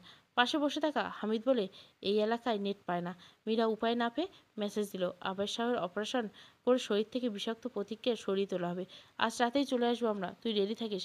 একসাথে দেখতে যাবে। একা একা কোথাও যাবি না, আমি আসছি। মেসেজটা দেওয়ার কারণে নেট চলে আসলো রঙ্গনা ফোনে। মেসেজ চলে যাবে তাই। এদিকে চিন্তিত হয়ে মীরা হামিদের উদ্দেশ্যে বলল, চিন্তা হচ্ছে আমার। চিন্তা করো না, আমরা 8টার মধ্যে পৌঁছে দেবো। এর মধ্যে যদি কিছু হয়, আল্লাহ তাআলা উত্তম বিশ্বাস রাখো, তিনি উত্তম বিবেচনা করে রেখেছেন। হামিদ ইসলামিক মন মানসিকতার ছেলে। কি করলে আর তার দেখায় না বিষয়। সে নিজেও ইসলামিক নিয়মে অনুযায়ী চলে। মীরাকেও সে ভালোবাসে। মীরাও প্রথম প্রথম আমতা আমতা করলেও এখন সে বুঝে কোনটা তার জন্য ঠিক। তাই হামিদ যেটা বলে সেটাই করে। হামিদের বুকে মাথা রেখে রঙ্গনা আর মিস্টার শাহ এক হোক, এটাই চাই। মেয়েটার অতীত যেমন হোক, বর্তমান আর ভবিষ্যৎ সুন্দর হোক। আবেজ অ্যাক্সিডেন্ট হয়েছে শুনেই রঙ্গনা দিকবিদিক হারালো। কি করবে, কোথায় যাবে বুঝে উঠতে পারছে না। আর তার চিন্তা হচ্ছে আবেজকে নিয়ে। আবেজ ওভাবে মিথ্যে বললে বড্ড ভুল করেছে, তাই সে অনুতপ্ত। এক সময় ভাবলো আবেজের বাড়িতে যাবে। রঙ্গনা একটা ডায়েরি আবেজের বাড়ির ঠিকানা লেখা আছে। আবেজ লিখে রেখেছিল। কোনো কিছু না ভেবে কাগজটা নিয়ে সোজা ছুট লাগালো। রিজভী সহ কনক মাত্র বাড়িতে ঢুকলো। একটু আগে ফেরদৌসুর রহমান হাসপাতাল থেকে বাসায় এসেছেন। আরে পাঠিয়ে দিয়েছেন। হাসপাতালে থাকলে তিনি অসুস্থ হয়ে যাবেন। সাথে আব্রাহাম। আব্রাহাম তখন আবেজকে দেখছে, গলা ফাটিয়ে কান্না করতে দেয়। বাড়িতে বসা রিজভী শাহ ও কনক উপস্থিত। তিশা ওদানরাজ সালাম দিল। বড় ভাই অ্যাক্সিডেন্ট করেছে, এছাড়া শরীরের ড্রাগের কারণে অপারেশন করা হবে। রিজভী শাহ হাসপাতালের নাম শুনে দৌড় দেন। বাসায় থাকেন শুধু মহিলারা। আবাইস বিষয়টা অনেক কিছু শুনলো কনককে। আফসোস হচ্ছে তার আবাইসের জন্য। রিজভী শাহ যখন গাড়ি নিয়ে শাহবাড়ি গেট পার করছে, তখন সেখানে রঙ্গনা ফোনে আবাইসের ছবি দেখিয়ে এক একজনকে শাহবাড়ি খোঁজ করে শাহবাড়ি গেট দিয়ে ভিতরে ঢুকছিল। একদিকে বাবার গাড়ি যেতে থাকে হাসপাতালের দিকে, অন্যদিকে মেয়ে দৌড়ে আসছে অজানা নিজের বাড়িতে। আবাজ এই দুঃসময়ে হয় ভিতরে যেন বুকের মাঝে শীতল বাতাস অনুভব করছে রিজভী। মনে হচ্ছে তার কাছে তার মূল্যবান কিছু একটা এসেছে, কিন্তু তিনি তো গাড়িতে। এখানে কি এমন আছে সেটা তার কাছে থাকবে? রঙ্গনা গেটের ভিতরে এসে দারোয়ান উদ্দেশ্য করে, আবার শাহ কোন হাসপাতালে নিয়ে গেছে জানেন? না মা, ভেতরে যাও, তার পরিবার আছে, ওখানে গিয়ে জিজ্ঞাসা করো। আচ্ছা। ইতস্তত বোধ করলে সাহস নিয়ে রঙ্গনা গুটি গুটি পায়ে এগিয়ে ভিতরে গেলেন। বাড়ির ভিতরে রঙ্গনা এসে দেখতে পেল ফিরদৌসী রহমান আর একজন মহিলা সোফায় বসে আছেন। মহিলাকে চেনেন রঙ্গনা। কে বা কিসের জন্য জানা নেই, আগ্রহ নেই, না থাকাটাই স্বাভাবিক। রঙ্গনা হাঁপাতে চাপে বললেন, আবাসসহ কোন হাসপাতালে রাখা আছে? ফিরদৌসী রহমান চোখ তুলে তাকালেন। দেখেই যেন ক্ষিপ্ত হয়ে গেলেন। রাগে মাথা গরম হয়ে উঠল। কনক আলম চিনতে পারে না মেয়েটিকে। ফেরদৌসী রহমান উঠে দাঁড়ালেন। এটা দেখে কনক আলম নিজেও উঠে দাঁড়ালেন। ফেরদৌসী রহমান গলা কঠিন করে বললেন, তুমি এখানে এসেছো কেন? রঙ্গনার রাগটা দেখার মানসিকতা নেই। কান্না করতে করতে বললে, আভাস সাহেব কোন হাসপাতালে আছে এটা একটু বলুন দয়া করে, আমি ওনার সাথে দেখা করতে চাই। কেন, আমার ছেলেকে খুন করে দেওয়ার জন্য? আন্টি, রঙ্গনা বাকি কথাটা শেষ করতে পারলো না। কনক প্রশ্ন করলো, এই মেয়ে কে? তুমি ওর সাথে এমন ব্যবহার করছো কেন? ফেরদৌসী রহমান কপাল চাপড়াতে চাপড়াতে বললেন, সব আমার ফাটা কপালের দোষ। এতটুকু বছর পর যদিও সুখ দেখতে পেলাম, এই মেয়ে আমার সুখের সংসারে আগুন ধরে দিল। পতিতালয়ের মেয়ে পতিতালয়ে না থেকে সোজা আমার ছেলের সাথে আলাদা ফ্ল্যাটে থেকে ধিক্কার জানাই এমন মেয়ে মানুষকে। কনক যেন কিছু বলার ভাষা খুঁজে পেল না। ভুরু কুচকে বলেন, আবার যেসব করা ছেলে না পা, তোমার কোথাও কিছু ভুল হচ্ছে। আবার অবিহিত ওর ছেলে তো তুমি মাত্র ঘুম পাড়িয়ে দিলে। ওরে বোন, কাহিনী তো অন্য কিছু, তুমি জানো না? আমার ছেলেটা আমার নষ্ট হয়ে গেছে, ওর শরীরে অবধি পাওয়া গেছে। তাহলে বোধ ছেলে আমার খারাপ পথে গেছে। এই মেয়েটা একটা পতিতালয়ে ছিল, ওখান থেকে ওরা আর আবাসের সম্পর্ক। এখন ওরা আলাদা ফ্ল্যাটে থাকে, অবৈধ সম্পর্ক ওদের। রঙ্গনা সহ্য করতে না পারে চিল্লা বলে, এসব কোন ধরনের ব্যাপার? কার সম্পর্কে না জানে এই ধরনের মন্তব্য ঠিক না। তুমি অস্বীকার করতে পারবে তুমি আলাদা ফ্ল্যাটে থাকো না? তুমি অস্বীকার করতে পারবে তুমি পতিতালয়ে যাও না? তুমি অস্বীকার করতে পারবে তুমি পতিতার কাছে বড় হয়নি? না, আমি অস্বীকার করতে পারবো না। কিন্তু তাই বলে এভাবে আপনি যা নয় তা বলবেন? মাথাটা এবার গরম হয়ে গেল কনকের। একই তো অবৈধ সম্পর্ক, তার উপর আবারও উঁচু করে কথা বলছে।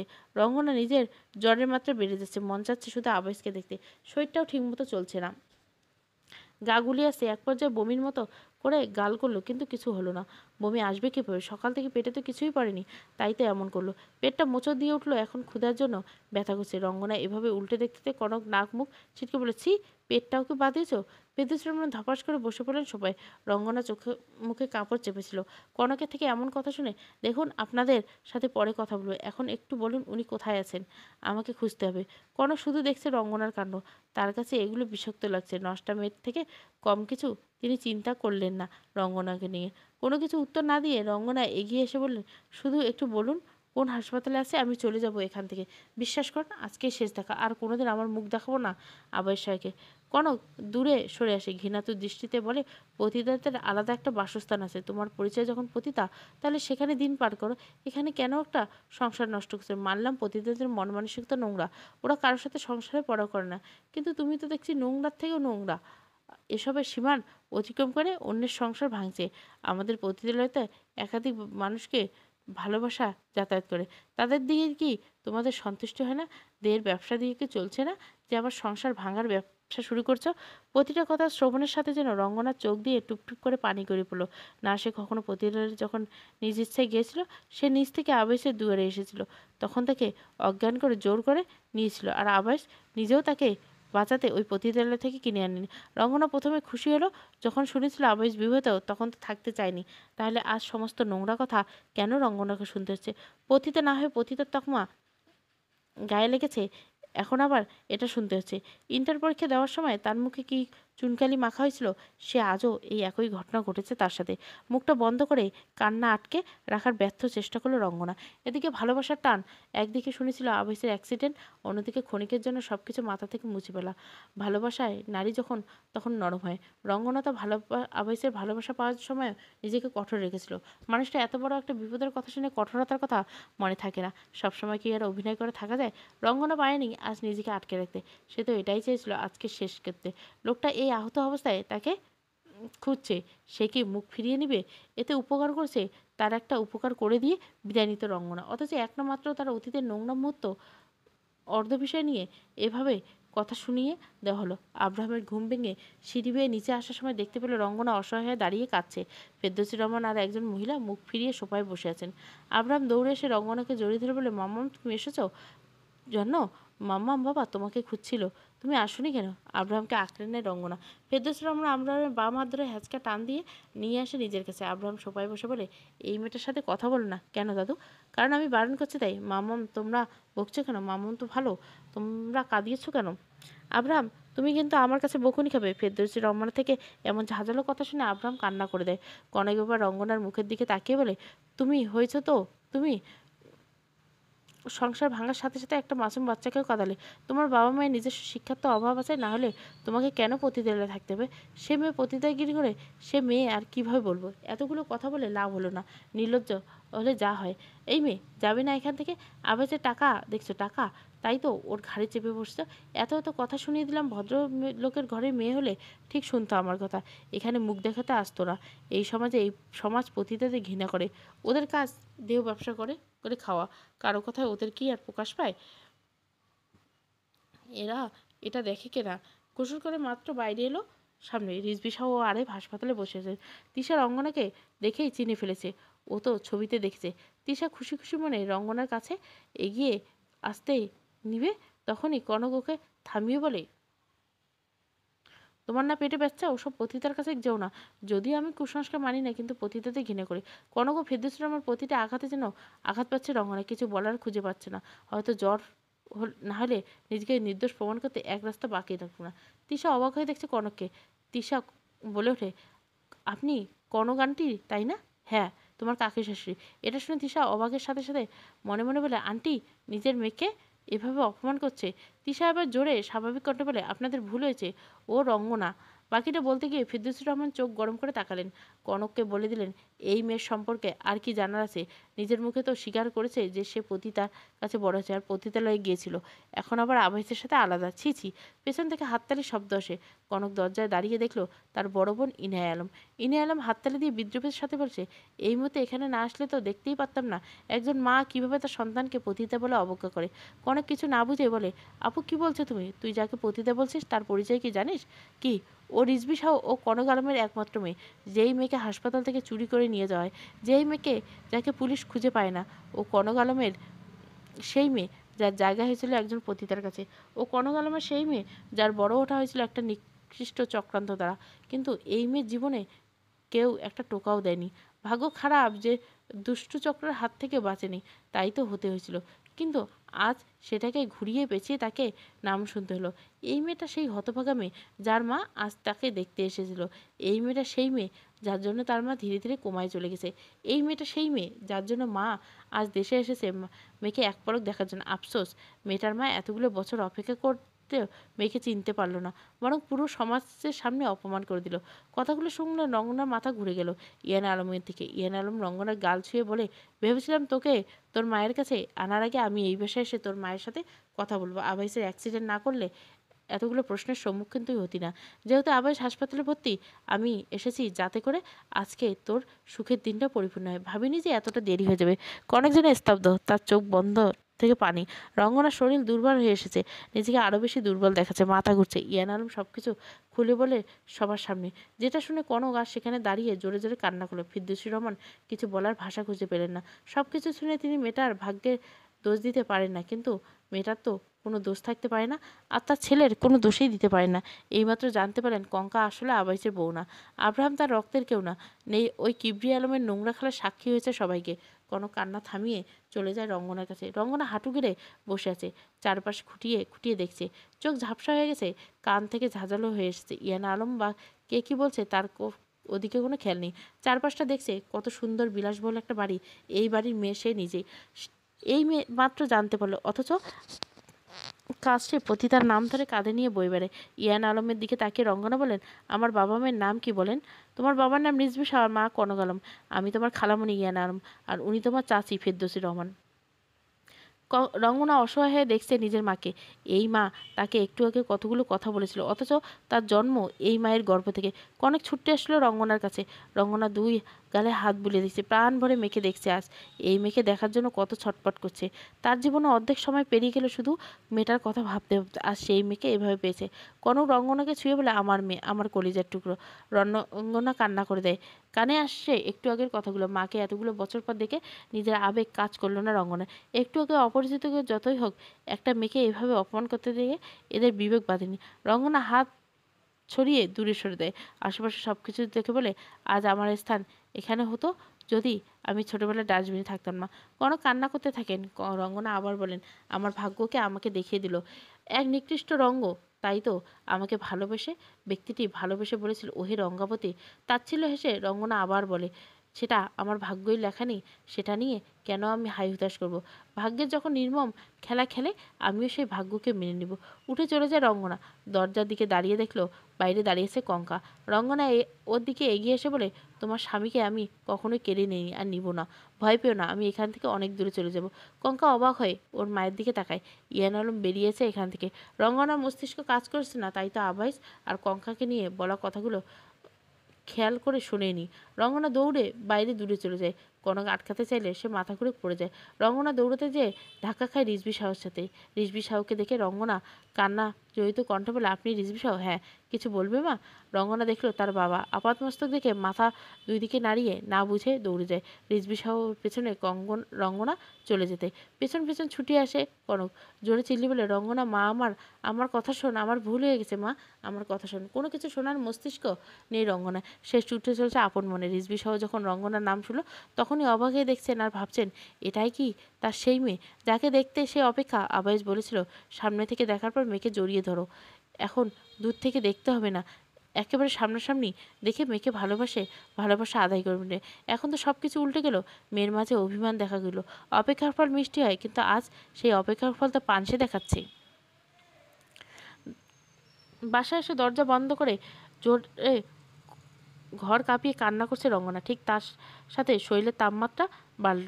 জ্বর যেন তত্তর করে বেড়ে উঠছে। অনেকক্ষণ ধরে কলিং বেল বেজে উঠছে, গ্রাহ্য করল না রঙ্গনা। একবার লুকিং গ্লাস তাকিয়ে দেখলো কনক এসেছে রিজভী সাউকে নিয়ে। অনেকক্ষণ ধরে দরজা ধাক্কাধাক্কি করে যাচ্ছে কলিং বেল দিয়ে। রঙ্গনা দরজার ওপাশ থেকে চিল্লিয়ে যাচ্ছে, চলে যান আপনারা, আমি আপনাদের মুখ দেখবো না। আপনাদের এই কলঙ্কিনী আর পাপিষ্টের মুখটা কাউকে দেখাবো না, তার জন্মদাতা পিতামাতাকেও না। তবুও যেতে পারল না রঙ্গনা বাবা মা। কনক নিজেও কান্না করে দিল। মা, একবার দরজা খোল, আমরা ভুল করেছি, আমাদেরকে একবার সুযোগ দে। আমি না জেনে তোমাকে এতগুলো কথা শুনেছি। আমাদের মস্তিষ্ক তখন সঠিক বিচার করার মতো সীমা ছিল না। তুই দেখ, তুই নিজেও তো আবেজকে ভুল বুঝেছিস। আমরা মানুষ বিচক্ষণ দৃষ্টিতে সবসময় সঠিক দেখি না। আমাদের দৃষ্টির বাইরে পরিবেশ বুঝতে দেরি হয়ে যায়। কিন্তু এখনও সুযোগ আছে। আমার কাছে আয় মা, দেখা দে আমাকে। কোনো মতে দরজা খুলল না রঙ্গনা। তার কানে বারবার বাজতে লাগলো, একটু আগে কনক তাকে পতিতা এবং নোংরা মেয়ে বলে কত কিছু শুনিয়েছে। অভিযোগ রঙ্গনার একা পেয়েছে। রঙ্গনা কি নিজের সম্মান কখনো অর্জন করতে পেরেছে? না, পারেনি। এই সমাজ তাকে এই সম্মান দেয়নি, বরং তাকে যারা ভয়াবহ অবস্থা থেকে বাঁচিয়েছে তাদের দ্বারা রঙ্গনার জীবন বিষিয়ে দিয়েছে। রঙ্গনার ঘরে এসে কান চেপে বসে আছে। ওর সামনে আবারও আসে সেই প্রতিবিম্ব। ভাঙা ভাঙা আয়নায় কাঁচ নিতে পড়েছে। পরিষ্কার করার মন মানসিকতা রঙ্গনার এখন নেই। ওই টুকরোর আয়নার দিকে আবারও রঙ্গনার প্রতিবিম্ব বলে ওঠে, কিরে, বলেছিলাম না তোকে কেউ ভালোবাসে না? তুই পতিতা বলে তোকে অবজ্ঞা করে, একমাত্র তোকে আঁকড়ে ধরতে জানে ওই আবাইশ সাহু। দেখেছিস তো লোকটা মৃত্যুর সাথে পাঞ্জা লড়ে যাচ্ছে, শুধুমাত্র তোকে খুঁজেছে। একেই বলে ভালোবাসা। রঙ্গনা চোখ বন্ধ করতে মনে পড়ে তিক্ত দিনের কথা। সেদিন তাকে করা হয়েছিল। ঠিক তার পরের দিন থেকে সে ঘরের জানলা দরজা বন্ধ করে থাকতো, কারোর সাথে কোনো কথা বলতো না, খাওয়া দাওয়া বাদ দিয়েছিল প্রায়। এর মাঝে কেউ একজন দরজা খুলে ঘরের মধ্যে আলো প্রবেশ করে। পুরুষের পায়ে লম্বা ছায়া দেখে রঙ্গনার মনে হয় ওকে আবারও কেউ করতে এসেছে। ভয়ে কাঁপা কাঁপা শরীর নিয়ে পিছনে যেতে নেয় রঙ্গনা। রঙ্গনা এখনও তার মুখ দেখেনি। পিছনে যেতে যেতে রঙ্গনা দেওয়ালের সাথে ঘেঁষে যায়। একটু একটু করে লোকটা উপর থেকে নিচের দিকে চোখ বোলাতে থাকে। দেখতে পায় আবাইস।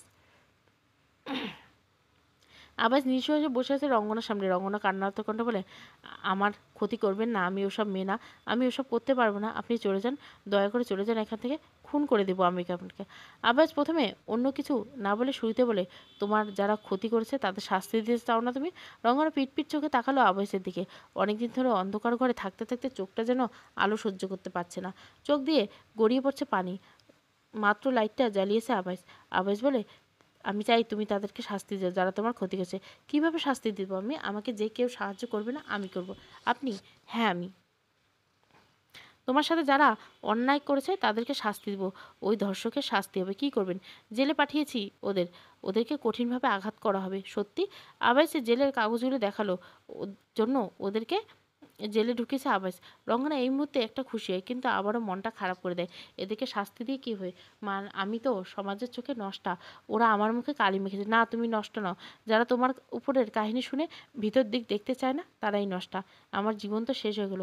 শেষ থেকে তো শুরু করতে হয় রঙ্গবতী। রঙ্গবতী শব্দটা কানে বাজে রঙ্গনার।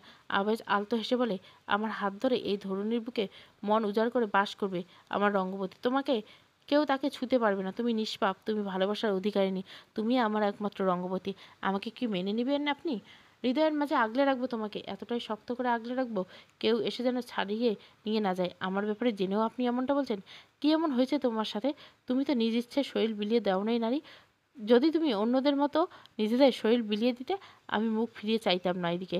কিন্তু তুমি তো অন্যায় না করে অন্যায়ের শাস্তিই ব্যস্ত। আমি কি করে রাখতে পারি এই মরণ যন্ত্রণা?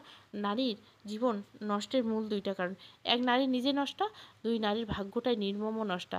এক, নারীর ভাগ্য নষ্ট, তাকে আমি নষ্টা বলতে পারি না। আমি যে ধর্ষিতা, ধর্ষিতা বলে কি মানুষ না? যদি কোনোদিন আপনার মনে হয় আমি নোংরামে, ইহকাল এমন কথা আমি মস্তিষ্কে আনবো না। বিশ্বাস করবে কি আমি আপনাকে? অবিশ্বাস করেও বা কী পাবে তুমি? বিশ্বাসের হাত বাড়িয়ে একবার ছুঁয়ে দেখো। আপনি আমাকে ছেড়ে যাবেন না তো? এই হাত ছেড়ে যাওয়ার জন্য ধরতে চাইনি। এই হাত শেষ নিঃশ্বাস ত্যাগ অবধি নিজের করার জন্য ধরে রাখতে চাই রঙ্গাবতী। রঙ্গনা কিছু ভেবে বলে, মাতা কি অনুমতি দিবে? তোমার মাতাই চাই আমি তোমাকে নিয়ে যাই, তিনি সব জানে। এরপর মাতা শুধু রঙ্গনাকেও নয়, আবার এর আগে একদিন তোমার জন্য এসেছিল আমার কাছে, বলেছিল ভালোবাসে তোমাকে। আমি না করেছিলাম। আজ তোমার খবর কোথা থেকে শুনে ছুটে এসেছে। আমি আর না করতে পারি না। যে ছেলে তোমার দুর্বলতা থেকে ভালোবাসা আগলে রাখতে চায় তাকে না করা যায় না। একটু মিথ্যা কথা বললাম না? সেদিন মাতা যখন রঙ্গনার কথায় জানায় তো আবার চলে যায় নিজের থেকে, কিন্তু পরে মণিসহ সব কিছু যা বলে দেয় প্রমাণসহ, তখন আবার চলে আসে। কিবরিয়া আলম যখন কোনো কুল কিনার পাচ্ছে না, তখনই সে রঙ্গনাকে আড়ালে ব্যবহার করে।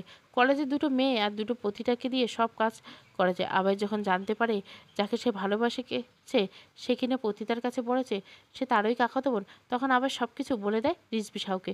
রিজভী সাহু বলে, আমার মেয়েকে আমার কাছে এনে দে বাবা, আমি ওকে নিয়ে দরকার হলে বিদেশে চলে যাব। আবাজ রঙ্গনাকে নিয়ে আসতে চায়। রঙ্গনা এত কিছু জানতো আবাজ ওকে বিয়ে করে মর্যাদা দিতে চায়। কিন্তু রঙ্গনা যেদিন মাতার কাছ থেকে আলাদা ফ্ল্যাটে আসতে চায়, তখন পতিতার একজন মেয়ে বলে দেয়, তুমি যার কাছে যাচ্ছ তার কিন্তু বউ বাচ্চা আছে। বিশ্বাস করেনি রঙ্গনা। এরাই যে তোকে সাহায্য করেছিল। রঙ্গনার সহায়তা করায় ওদেরকে ওখান থেকে পুলিশ ধরে নিয়ে যায়। ফ্ল্যাটে এসে রঙ্গনা যখন কঙ্কা মানে কোয়েলের সাথে কথা বলে, তখনই বুঝলো আবাইজ বিবাহিত, যার কারণে মুখটা হাসাহাসি করে প্রশ্ন করে, কে তোমার স্বামী? রঙ্গনা ভেবেছিল কোয়েল হয়তো অন্য কারো কথা ভেবে তাকে বকছে, কিন্তু কোয়েল যখন আভাস সাহর নামটা বলে, তখন তার মনের মধ্যে কেউ ছুরির আঘাত করলো। এরপর পুরোপুরি বিশ্বাস না করলে কোয়েলের কড়া কথাগুলো ঠিক শুনিয়ে দেয়। সন্দেহ মেটাতে মাতাকে কল করে কঙ্কা এসেছিল, কিন্তু মাথায় এ নিয়ে কিছু না বলে উল্টো তাকে অন্য কিছু বোঝায়, যার কারণে রঙ্গনা স্পষ্ট বুঝে যায় তাকে ঠকানো হয়েছে। যদিও ঠকানো হয়নি তাকে, কিন্তু ঘটনাক্রমে এমনটাই প্রকাশ পায়। মনের মধ্যে গেঁথে গেলেও আভাসের এমন ঘৃণা। এর মানে আভাস তাকে রক্ষিতা বানিয়ে রাখলো? কান্না করে দেয় রঙ্গনা। কিছুক্ষণ পর কলিং বেল বাজা থামলো। আবারও সেই কলিং বেলের শব্দে আসলো। রঙ্গনার লুকিং গ্লাসে চোখ রাখতে রিজভী সাহু কনককে না দেখে দরজা খুলে দিল। দরজা খুলে বলে, আমি বলছি তো তোমার স্বামীর দিকে আমি কুনজর দিব না কঙ্কা। কেন এতবার এসো আমার কাছে? তুমি আমার স্বামী ভেবে যার কথা বলছো সে আমার স্বামী নয়। তোমার ভুল ভাঙাতে এসেছে। মানে তুমি আমার খালাতো বোন, এটা কি তুমি জানো? রঙ্গনা তাকালো, দেখতে থাকে নারীটির দিকে। ইয়ানা আলমের সাথে চেহারার মিল আছে তার। রঙ্গনা বলে, তুমি ইয়ানা আলমের মেয়ে।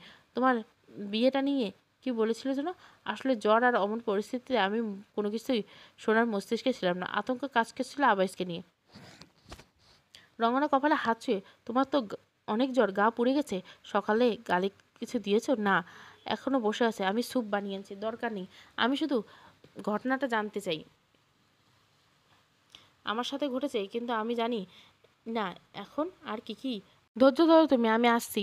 বেশি সময় লাগবে না স্যুপ বানাতে। রঙ্গনাকে চেয়ারে বসিয়ে দিয়ে চলে গেল রান্নাঘরে।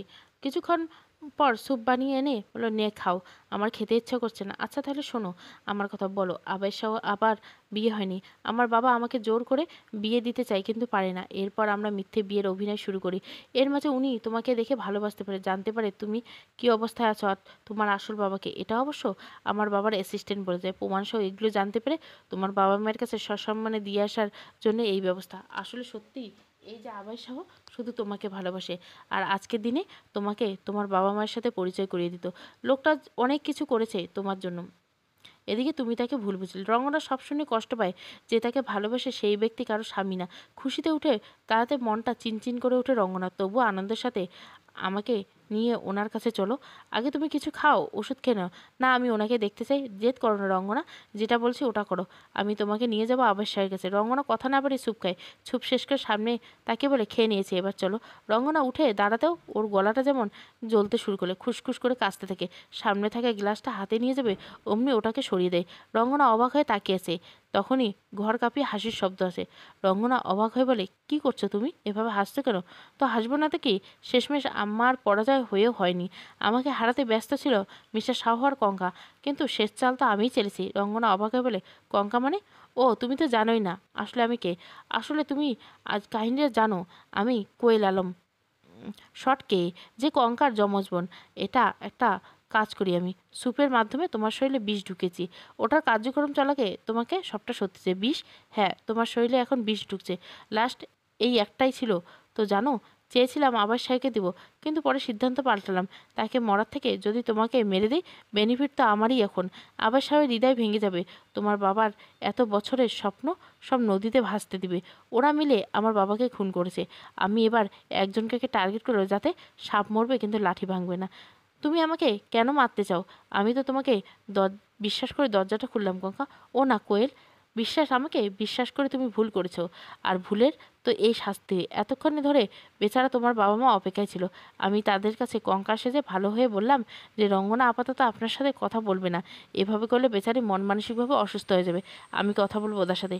বেচারা পাগলগুলো বিশ্বাস করে চলে গেল। ভেবেছিলাম তোমাকে নিয়ে হাসপাতালে যাব। কান্না আসছে রঙ্গনার। আস্তে আস্তে শুয়ে পড়লো ফ্লোরে। পানি পেলে হয়তো ভালো লাগতো, কিন্তু পানি নেওয়ার শক্তি কাজ নেই।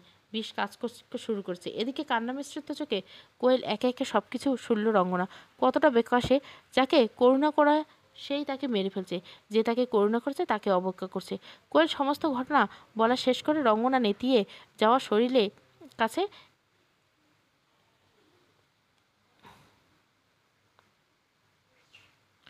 আবাসাও ওর শেষ ভালোবাসার কাছে হারবে। আমি আজ এখান থেকে পালিয়ে যাব, তবে তোমাকে লক করে যাচ্ছি। আবাসাও না আসা অব্দি কেউ জানতেই পারবে না এই ঘরে কেউ মারা গেছে।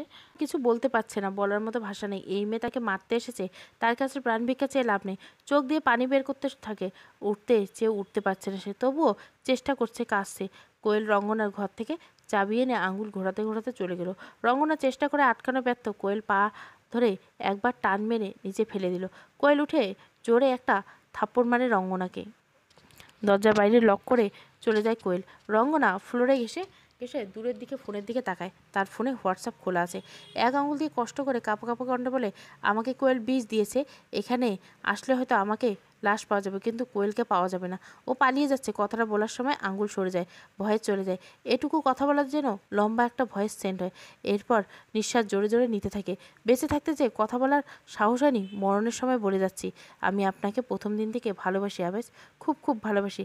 যাকে বাজে লোক হিসেবে চিনেছি তাকে সর্বপ্রথম মন দিয়েছি, কিন্তু চোখের সামনে মিথ্যা আস্তরণ ঢাকা সম্পর্কে জন্য এতটা দূরে থেকেছি। আবার হাতটা থেমে যায়, কাশলো অনেকক্ষণ, তবুও ভয়েসে বলে, ভালোবাসি আপনাকে আমি।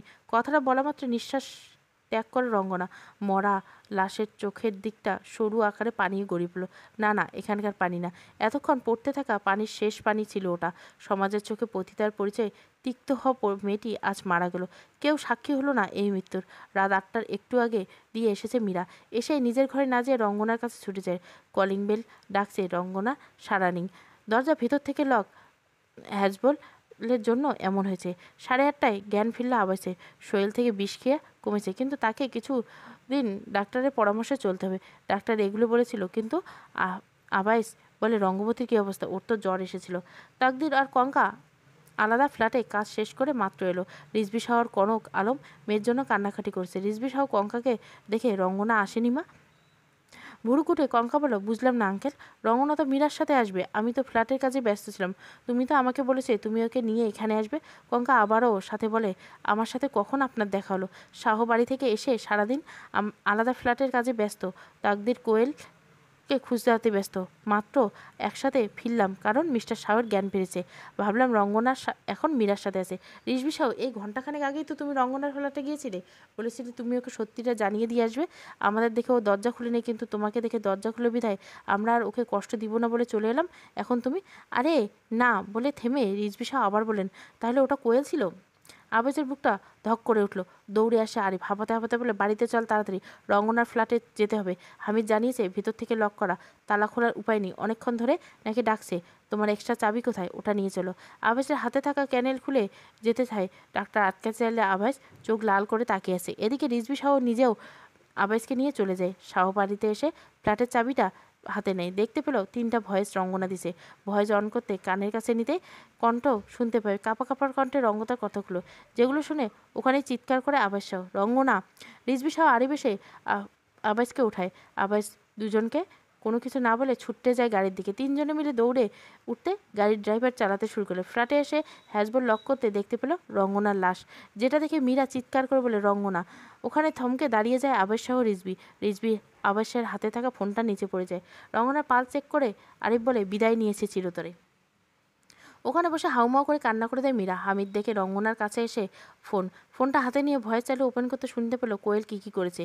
তকদির কল করে সব জানালো হামিদকে। পুলিশের লোক নিয়ে প্রত্যেকটা এরিয়া আবারও তল্লাশি চালানো হলো। প্রত্যেকটা বাস স্ট্যান্ড, এয়ারপোর্ট তল্লাশি করা হবে। লাশ নিয়ে সবাই একসাথে দাঁড়ালো। মাতা এসেছেন ছুটে, মুখটা ঘোমটা দিয়ে ঢাকা, দাঁড়িয়ে আছে সবার আশায়। মাত্র দেখতে পেল রঙ্গনার পাত জুড়ে কান্না করছে সবাই। রিজভী শাহ আজ ভেঙে পড়ছেন। সকল বিপদের মুখ থেকে বেঁচে যাওয়া প্রাণ চেষ্টা করলো মৃত মেয়েকে ফিরিয়ে আনার কোনো উপায় তার কাছে নেই। উপায় নেই তাহলে তিনি চেষ্টা করবেন কিভাবে?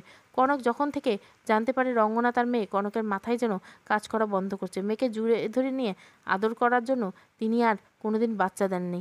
এমনকি রিজভী শাহ যখন বুঝলেন ধীরে ধীরে কনক চাপা স্বভাবের হয়ে উঠেছে, তখন তিনি একটা বাচ্চা দত্তক নেন। কনক তাতেও কোনো মনোযোগ ছিলেন না। তার চোখ জুড়ে সেই সদ্য পেট কেটে আনা বাচ্চাটার কান্নাই ভেসে আসতো।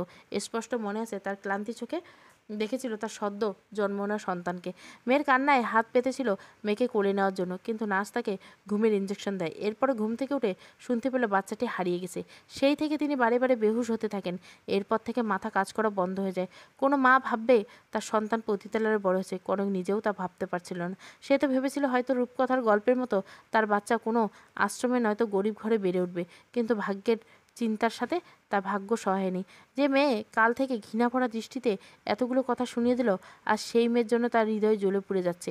আবার যে এক দৃষ্টিতে তাকিয়েছে রঙ্গনার দিকে। রঙ্গনার হাস্যোজ্জ্বল মুখটা মেলে আছে, দৃষ্টি যেন তার দিকে। আজ মৃত লাশ যেন তাকে বলেছে, রঙ্গনা যেন তাকে বলেছে, বিষাক্ত নারী কি কখনো পুষ্পে ভরা জীবন দেওয়া সম্ভব? আপনি ব্যর্থ হয়েছেন। পতিতাকে তো কেউ ভালোবাসে না। যে ভালোবাসে সে খুব বোকা, বেশি বোকা। আপনি বোকা, বাজে পুরুষ, আপনি খুব বোকা।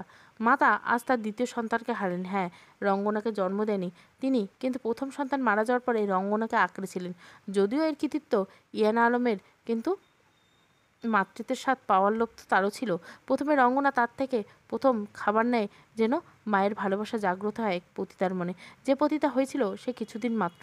এর আগে তো তিনি ছিল এক গরিব ঘরের সুখী মেয়ে, গরিব ঘরের সুখী বউ, এক গরিব বাচ্চার সুখী মা। ভাগ্য তার সাথে নিকৃষ্ট খেলা না করলে সেও একটা ভালো পরিবেশে থাকতে পারত। আবার বলা যায় না তাকে কোন শেয়াল কুকুর খেয়ে নিত। মেয়েদের তো কোনো নির্দিষ্ট সুরক্ষার ব্যবস্থা থাকে না। মাতা রঙ্গনা হাস্যোজ্জ্বল মুখের দিকে তাকিয়ে রঙ্গনা যেন তাকে বলেছে, আমাকে সুস্থ স্বাভাবিক জীবন দিতে চেয়েছিলে না মাথা? দেখো এই পৃথিবী আমাকে মৃত্যু উপহার দিয়েছে। তুমি খুশি তো মাথা? তোমাকে বোঝা তোমাকে চিরতরে বিদায় দিয়েছে। মাতা আর নিজেকে আটকাতে রাখতে পারল না, ছুটে চলে গেল রঙ্গনার কাছে। ওখানে গিয়ে কান্না জুড়ে দিল, হাউমাউ করে কান্না করে দেয়। মীরা কান্না করতে করতে এসে বমি করে দেয়। সেই রাত থেকে মেয়েটা কান্না করেছে একটা মাত্র বেস্ট ফ্রেন্ড তার। কাল তো দুশ্চিন্তায় একটা দানা পানিও মুখে দেয়নি। আশেপাশে থেকে সবাই এসেছে। কলেজে ওই দুজন বান্ধবী এসেছে। তকদিরও কঙ্কা একপাশে দাঁড়িয়েছে। তকদির নিজেও আজ রঙ্গনাকে দেখেছে। মেয়েটা তাকে যেন বলেছে, সুখে থাকবেন প্রিয় ব্যক্তির সাথে। বন্ধুত্বের মুহূর্ত কম থাকলেও আপনি আমার প্রিয় বন্ধুর তালিকায় ছিলেন। কেউ বুঝুক না বুঝুক আপনার বোঝা উচিত আমি কখনোই আপনাকে ভালোবাসার নজরে দেখিনি। ফেরদৌসী রহমান যখন রঙ্গনাকে দেখেছিল তখনই ভাবলো রঙ্গনা তাকে ইঙ্গিত করে বলছে, পতিতা নামক কলঙ্কিত নারী আজ বিদায় নিল আন্টি। এই মুখ আর কোনোদিন দেখাবে না বলেছিলাম না? ভাগ্য মেনে নিয়েছে সেই কথাটা। যদিও এভাবে বিদায় দিতে চাইনি আপনার ছেলেকে, কিন্তু বিদায় তো দিয়েছি। আপনি সুখে থাকবেন আন্টি। আপনার ছেলে এখন থেকে আর আমার কাছে আসবে না। আমি আর কলঙ্কিত মাথায় নিয়ে দিন কাটাবো না। কনক কান্না করতে থাকে আর বলে, মাগো একবার কথা বল আমার সাথে। আমার ভুলের শাস্তি তুই এভাবে দিবি? আমি তো ভুল করেছি, আমাকে শাস্তি দিবে এভাবে মুখ ফিরিয়ে নিবি? কালকে প্রতিবাদ করতে চাওয়া মেয়েটা আজ একদম নীরবতা। নীরবতার মাঝেই যেন তার প্রতিবাদে আওয়াজ ভেসে আসছে। রঙ্গনা যেন বলছে, কেন আসবো আমি তোমার কাছে মা? আমি হে পতিতা, কাল তো বলেছিলে যে আমি নোংরা মেয়ে। এই নোংরা মেয়ে তোমাকে বিদায় দিয়ে দিল মা। আজ এই মৃত ব্যক্তির সামনে দাঁড়িয়ে এক একজন এক এক কথা বুঝে নিচ্ছে। মৃত ব্যক্তি কথা বলতে না পারলেও তাদের মনে পুষে রাখা কষ্ট সবাই বুঝে সেদিন চিরতরে বিদায় নেয়। ইউএন আলম বোনের কান্না দেখে নিজেও কঙ্কার দিকে একবার তাকালেন। সন্তানের কষ্ট তিনি বুঝেন, তার নিজেরও তো একটা সন্তান আছে। তিশা পেটে হাত রেখে রঙ্গনাকে দেখছেন। মেয়েটা কখনো ভাবেনি তার ননদই তার এই যা হওয়ার কথা, তার বদলে এভাবে মৃত লাশ হয়ে যাবে। আর এই বেদিক ওদিক কাজে ব্যস্ত একদিন কল আসে, জানতে পারলো স্টেশন থেকে কোয়েল ধরা পড়েছে। ওকে থানায় নিয়ে যাওয়া যায়। ফোনটা কেটে দিয়ে কঙ্কাকে জানালো। সব কিছু শুনে কঙ্কা দুঃখের সাথে আফসোসের হাসি হেসে উঠল। পাপের মৃত্যু দিয়ে সবার সমীকরণ মিলল, কিন্তু মিলল না এক নিষ্পাপ মেয়েটার। এটাই তার ভাগ্য।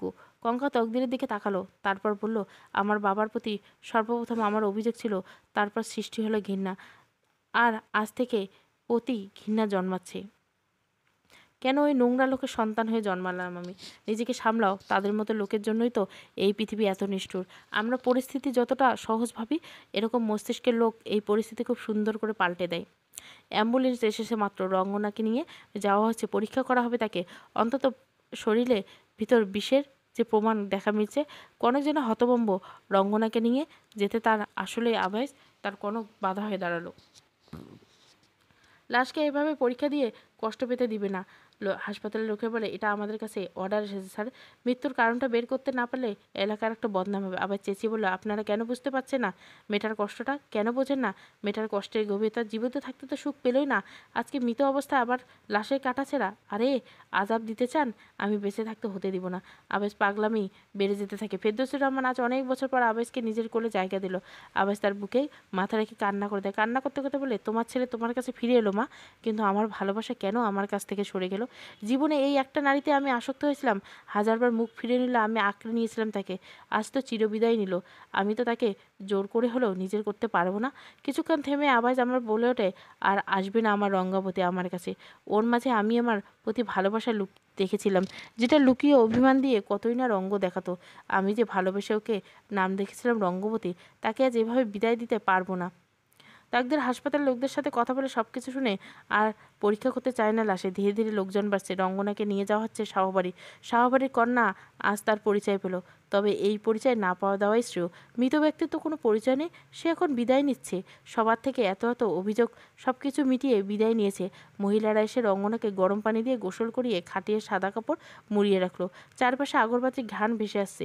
জোহরের আজান দিয়ে খাটিয়ে নিয়ে চলে যাচ্ছে পুরুষেরা। প্রত্যেক নারীর দৃষ্টি সেদিকে। সবার চোখের পানি। দোয়া পড়তে পড়তে লাশ পড়ছে। নামাজের পর জায়নামাজকে কবর দেওয়া হলো রঙ্গনাকে। সবশেষে বাড়িতে ফিরে এসে নিজেকে ঘরবন্দি করে রাখলো আবেশ। আবেশ ভেবেছিল ঘরে সে একা, কিন্তু তার কাঁধে কারো হাত অনুভব করলো। পিছনে তাকিয়ে দেখলো আব্রাহাম। বাচ্চাটা অনেক কান্না করছে। কান্না করতে করতে বলে, দাদুন আর ছোটো দাদু মিলে মাম্মামকে অনেক বকা দেয় কালকে। মাম্মাম কালকে খুব কান্না করছে, তাই চলে গেছিল। আবেশ এসব কিছুই জানে না। বাইরে এসে তিশাকে জোর করে সব কিছু বলতে বাধ্য হয়ে তিশা সব কিছু বলে দেয়। এটা শুনে আবেশ ফেরদৌসী রহমানের দিকে তাকালো। অসহায় চাহনি তার। বাইরের লোক হলে এভাবে মেরে পুঁতে রাখতো আবেশ, কিন্তু এটা তো তার নিজের মা। মাকে কখনোই কিছু বলা যায় না, সে কী করবে? এতদিন মা তাকে ভুল বুঝে মুখ ফিরিয়ে রেখেছিল, আজ থেকে সে নিজেই মুখ ফিরিয়ে রাখবে।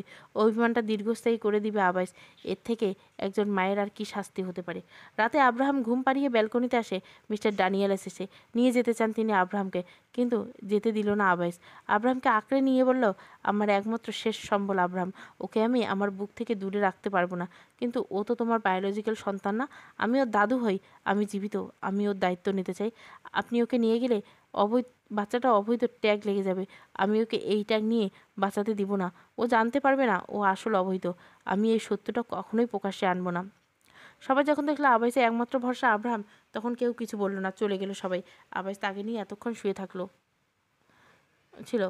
তখন আসলো ব্যালকনিতে। আকাশের দিকে তাকিয়ে দেখতে পেল মিষ্টি হাসি তাকিয়ে আছে রঙ্গনা। একটু আগে তার ভয়েসটা শুনেছিল আবাস, সেখানে তার জন্য ভালোবাসা প্রকাশ করেছে। এখন হাস্যোজ্জ্বল কাল্পনিক রঙ্গনাকে দেখে ভালোবাসি কথাটা বলতে গিয়ে মৃত্যুর সময়টাকে বেছে নিলে রঙ্গবতী। রঙ্গবতী হাসছে শুদ্ধ। আবাসের চোখের পানি টুপ করে ফেলে দিল। এতদিন সে কাঁদেনি, আজ কান্না থামাতে ব্যর্থ। আকাশের পানে চেয়ে বলো, পুরো বিশ্ব তোমাকে বিশ্বে জর্জরিত করতে চাইল, আমি চেয়েছিলাম তোমাকে পুষ্পের মাঝে আগলে নিতে। রঙ্গনা যেন ধীরে ধীরে আকাশের বুকে নিজেকে বিলিয়ে দিল। আবাইসের চোখ থেকে সরে গেল রঙ্গনা। আবাইস আরও একবার তাকে দেখার জন্য এদিক ওদিক চোখটা চাপাতে থাকলো। না পেয়ে আনমনে বলে, এভাবে হয়তো খপে খপে মিলিয়ে মোদের দেখা হবে হয়তো, এটাই শেষ দেখা। তবু আমি গগন পানে চাহিয়া থাকিব, তুমি ধরা দিও মোর কাছে, আমার প্রিয় ওহে রঙ্গবতী। সমাপ্ত। রঙ্গবতী চতুর্থ এবং শেষ পর্ব। ভালো লাগলে অবশ্যই লাইক, শেয়ার এবং সাবস্ক্রাইব করবেন। Thank you for watching.